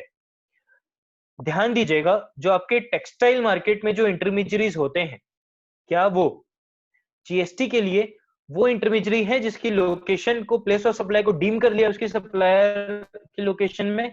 उसको हम एग्जामिन करेंगे। इंटरमीडियरी वो होता है एज पर जीएसटी जो अरेंज करता है, फैसिलिटेट करता है सप्लाई बिटवीन 2 और मोर पर्सन। बिल्कुल आपका बाइंग एजेंट जो है वो फॉरेन वाले बायर से इंडियन वाले कस्टमर को, सॉरी इंडियन वाले सप्लायर से फॉरेन वाले बायर को मिला रहा है। इस केस में वो अरेंज फैसिलिटेट जरूर कर रहा है, लेकिन दूसरी line does not include a person who supplies such services on own account। मतलब जो इंटरमीडियरी है वो रिप्रेजेंटेटिव होना चाहिए, तब वो जीएसटी एक्ट में इंटरमीडियरी आएगा। अगर वो रिप्रेजेंटेटिव नहीं है तो वो इंटरमीडियरी नहीं है। तो आपकी इंडस्ट्री में जो बाइंग एजेंट होते हैं वो किसी एक बायर को रिप्रेजेंट नहीं करते हैं, बल्कि उनका तो कंसल्टेंसी जॉब होता है जिसमें वो n नंबर ऑफ सर्विसेज जो आपकी स्क्रीन में वो परफॉर्म करते हैं। तो उनकी जो सर्विसेज है मोर ऑफ कंसल्टेंसी नेचर की है, जैसे कि गुड्स को आइडेंटिफाई करना, मार्केट की रिसर्च करना, कस्टमर की नीड्स को समझना, कस्टमर और उसके बीच में कोऑर्डिनेशन समझाना। ये अरेंज और फैसिलिटेट तक छोटा टर्म नहीं दूंगा मैं इसको, ये बहुत ज्यादा है, बहुत ज्यादा है अरेंजिंग और फैसिलिटेटिंग से। ये तो एक कंसल्टेंसी सर्विसेज है जो मैं फॉरेन बायर को दे रहा हूँ। तो जब मैं फॉरेन बायर को ये सर्विसेज दे रहा हूँ तो इसमें जो मेरा सेक्शन 13(8) है जो इंटरमीडियरी की लोकेशन को डीम करता है इंडिया में, वो नहीं लगेगा, वो 13(2) में जाएगा, लोकेशन ऑफ रेसिपिएंट, और अकॉर्डिंगली एक्सपोर्ट बेनिफिट्स आपके इंटरमीडियरी को मिलेंगे। सेम प्रोविजन आपके ईयू वेट में है, और सेम चीज जो आपकी गुड्स एंड सर्विस टैक्स, ये पार्लियामेंट्री स्टैंडिंग कमेटी है 139th रिपोर्ट में उन्होंने भी यही सजेस्ट किया हुआ है कि इंटरमीडियरी का डेफिनेशन को आप अमेंड कर दो इन लोगों को हटाने के लिए। तो जब ये सारे के सारे इंटेंशन है गवर्नमेंट के, तो ये ग्रे एरिया से निकाल के गवर्नमेंट को इसको क्लैरिफाई कर देना चाहिए। टिल डेट मेरा मानना तो यह है कि एक्सपोर्ट ऑफ सर्विस है, लेकिन अनडाउटेडली यहाँ पे इश्यूज हैं, और जब तक कोर्ट्स कुछ नहीं बोले ये इश्यूज रहेंगे। With this, I'd like to conclude, and I'd like to take up the queries of members present here. Thank you, Panipat branch. Thank you, Bhavesh ji, for such a wonderful deliberation. और किसी member की sir अगर कोई query हो तो आप hand raise या chat box में भी कर सकते हैं। हैंड रेज कर देंगे सर, मैं इधर से अनम्यूट भी कर दूंगा इधर से।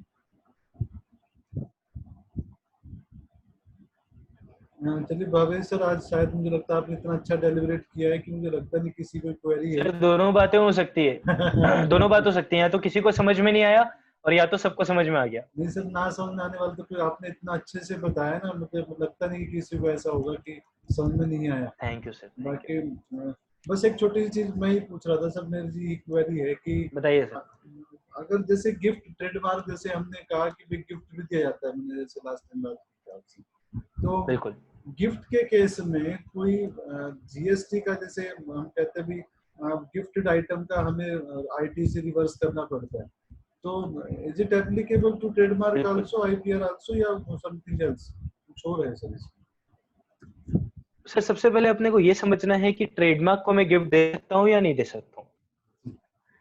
अगर आपका बिजनेस है और आपने अपना कोई ब्रांड बना लिया है, गिफ्ट, जब मैं 17(5)(h) की बात करता हूं तो वहां पे बोलते हैं कि गिफ्ट अगर आप देते हो तो उसका करस्पॉन्डिंग इनपुट आपको नहीं मिलेगा, यही प्रोविजन है अगर आप कोई गिफ्ट देते हो। इसका मतलब क्या है? गिफ्ट क्या चीज है?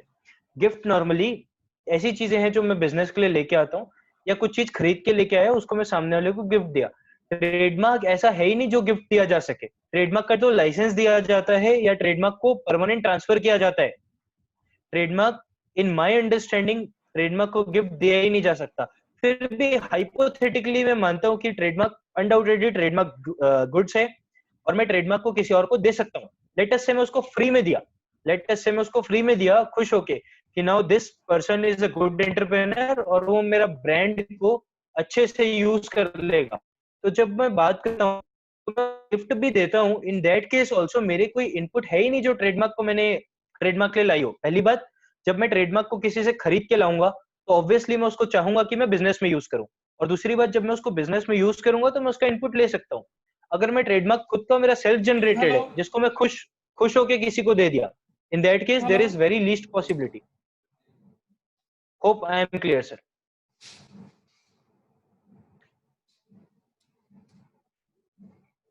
सर आप म्यूट है। जी, थैंक यू वेरी मच प्रवेश जी, बहुत बढ़िया सर, आपने क्वेरी का आंसर भी दिया। और डेलिब्रेशन सर जो ना बड़ा काम जैसे वो होता है ना कि शांतिपूर्ण माहौल में आपने पूरा जीएसटी जो है वो सारा बिखेर के रख दिया जीएसटी। बहुत बढ़िया सर, बहुत बढ़िया। और Thank you thank so you much, sir. और थैंकफुल टू द ब्रांच। और मैं सर चलता हूँ अभी हमारे ब्रांच के जो चेयरमैन है Suresh Nandwani ji. Sir over to you sir. नमस्कार वंस अगेन जी नमस्कार। प्रवेश जी, बहुत बहुत Thank you, धन्यवाद sir. आपका। आपने काफी Thank अच्छे you, तरीके thank you से so अपना much, sir. डेलीब्रेशन दिया। तो ब्रांच के जितने भी मेंबर यहाँ पे उपस्थित हैं उनका भी मैं बहुत बहुत धन्यवाद करता हूँ कि, और आशा करता हूँ कि आज का जो डेलीब्रेशन से आपको काफी हेल्पफुल होगा। तो प्रवेश जी ने भी बता दिया होगा, इनका पीपीटी भी आपको शेयर कर दिया जाएगा इन द ड्यू कोर्स। 100%, तो 100%. मैं एक्सपेक्ट करता हूँ सर कि जब आगे भी हम जब भी हमें जरूरत पड़ेगी तो प्रवेश जी हमेशा अवेलेबल रहेंगे हमारे लिए। 100% सर, पानीपत से तो अब लगाव हो गया है, खासकर भूपिंदर सर है नाम से। भूपिंदर जी हमारे सेक्रेटरी साहब हैं, एक्टिव सेक्रेटरी हैं, आपको पता लगे क्या होगा। बिल्कुल बिल्कुल सर, बिल्कुल। नहीं तो सर, मैं हमारी सभी मेंबर्स का भी हमारी ब्रांच नमस्कार करता एक्टिव हूँ सर। सबको। बहुत बहुत थैंक यू, धन्यवाद थैंक सर, यू। बहुत बहुत थैंक यू सो धन्यवाद मच, चेयरमैन सर, थैंक बहुत यू, बहुत। थैंक और यू। सभी पार्टिसिपेंट जो यहाँ पर जुड़े, बड़े पेशेंस के उन्होंने हेयर किया इसको डेलिब्रेशन को, आप सभी का भी बहुत बहुत धन्यवाद। और सभी से रिक्वेस्ट है कि पानीपत ICAI यूट्यूब चैनल जरूर सब्सक्राइब करें, लाइक करें, कमेंट करें। और भवेश जी आपसे भी रिक्वेस्ट है कि Panipat ICAI YouTube channel subscribe करें सर। 100%, 100% तो सर, 100%. और सर बहुत, क्योंकि ना काफी अनटच सा एरिया था इंटेलेक्चुअल प्रॉपर्टी का, जीएसटी इम्पैक्ट जो है, हमने अभी तक सच में मतलब इस बारे में ना हमने टॉपिक दे तो दिया, लेकिन सोच रहे थे कि आखिर होगा क्या इस टॉपिक में। लेकिन अब जब सुनने के बाद ऐसा लग रहा है कि इसमें तो काफी कुछ था इसके अंदर, तो intellectual property. Sir actually textile industry में इंटेलेक्चुअल प्रॉपर्टी राइट्स का एरिया, मैं यकीन मानेंगे मेरी पूरी पीपीटी में मुझे सबसे पहले टेक्सटाइल इंडस्ट्रीज का यूज कैसे करती है ये समझने के लिए मुझे 3 दिन का वक्त लगा, 3 घंटे पर डे। तो टेक्सटाइल इंडस्ट्री वाकई में एक इंटेलेक्चुअल प्रॉपर्टी की अंडरस्टैंडिंग कुछ अलग थी जो नॉर्मली होती है उससे। बिल्कुल सर, टॉपिक का पार्ट सर मैं वैसे बता रहा हूँ, जैसे पानीपत में क्या होता है कि क्लाइंट आता है कि सर हमारा ट्रेडमार्क करवा दो, हम क्या करते हैं कि हम अप्लाई करवा देते हैं, वो या तो अटॉर्नी के थ्रू या हमारे थ्रू या प्रोप्राइटर के कोड में डाल के हमने उसका अप्लाई कर दिया, उसकी गवर्नमेंट फीस काट ली, अपनी फीस दे दी, हो गया काम। उसके बाद सर उसका ट्रेडमार्क होता है या नहीं होता, उस बात से हमारे को और क्लाइंट को भी शायद कोई मतलब नहीं। जब क्लाइंट के पास कोई चिट्ठी या मेल आती है कि भैया आप इसका रिप्लाई दे दो विदिन 30 डे TMO में, अदरवाइज तो आपका जो ट्रेडमार्क है ये रिजेक्ट कर देंगे। तो वो सर रिप्लाई जो है वो बनाना नहीं आता किसी को, क्योंकि यहाँ पर जो है बहुत कम लोग प्रैक्टिस करते हैं सर इस एरिया में। आई थिंक ये कंपनी सेक्रेटरी ज्यादा और एडवोकेट जो है वो इस फील्ड में है सर, चार्टर्ड अकाउंटेंट बहुत कम है जो इस फील्ड में है। तो वो क्या होता है सर, कुछ दिनों बाद पता चलता है कि वो अबंडन का स्टेटस लिखा आता है उसमें, तो इट मीन्स कि अबंडन के बाद वो जो है हम कोई उसको फॉलो कर ही नहीं रहे। ऐसा ही है ना सर भावेश जी, अबंडन का मतलब यही होता है सर अबेंडन का मतलब तो यही होता है कि मिला तो था पर अबेंडन हो गया, वापस ले लिया गया, अबंडन हो गया। जी जी। और रदर अब तो जैसे सर्च भी करना हो, जैसे हम आज के टाइम पे सर्च करते हैं, ट्रेडमार्क हमने सर्च करके डाल दिया, उसके बाद भी वो अवेलेबल नहीं होता है, तो वो भी एक लैक ऑफ प्रोफेशनलिज्म है कि हम उसको ढंग से सर्च नहीं कर पाए, और क्लाइंट ब्लेम करेगा कि सर आपने तो बोला था मिल जाएगा, ठीक है ये फिर भी नहीं मिला। अच्छा उसके बाद हियरिंग होती है सर, उसकी हियरिंग पे भी हम हियरिंग पे जाते ही नहीं सर, भौतिक संपदा के अंदर दिल्ली में आई थिंक इनका ऑफिस है, तो हम वहाँ नहीं जाते दिल्ली में। तो ये सर मैं जीएसटी का पार्ट जो प्रैक्टिकल जो है सिनेरियो वो बता रहा हूँ सर आपको, अदरवाइज तो आपने जो बताया सर जीएसटी के इम्पैक्ट से, वो बहुत ही अच्छा था, और अब काफी कुछ नया सीखने को मिल रहा है महाकुंभ की वजह से। तो सर आप जैसा कि अभी कोई क्वेरी आई नहीं, मैं एक स्पेशल, क्योंकि इतना अच्छा मेरे को लगा हुआ, कल 5 बजे तक जो भी क्वेरी आती है मैं उसका फ्री आंसर करूंगा। मे बी आपके पास आए, मेरे पास आए, directly I will be answering them, और इन प्रायोरिटी 2 to 3 डेज में मैं उसको रिप्लाई करूंगा सर। जी जी बिल्कुल, thank you sir, thank you, thank you, thank thank you sir, thank you everyone, thank you, okay sir. Thank you, या।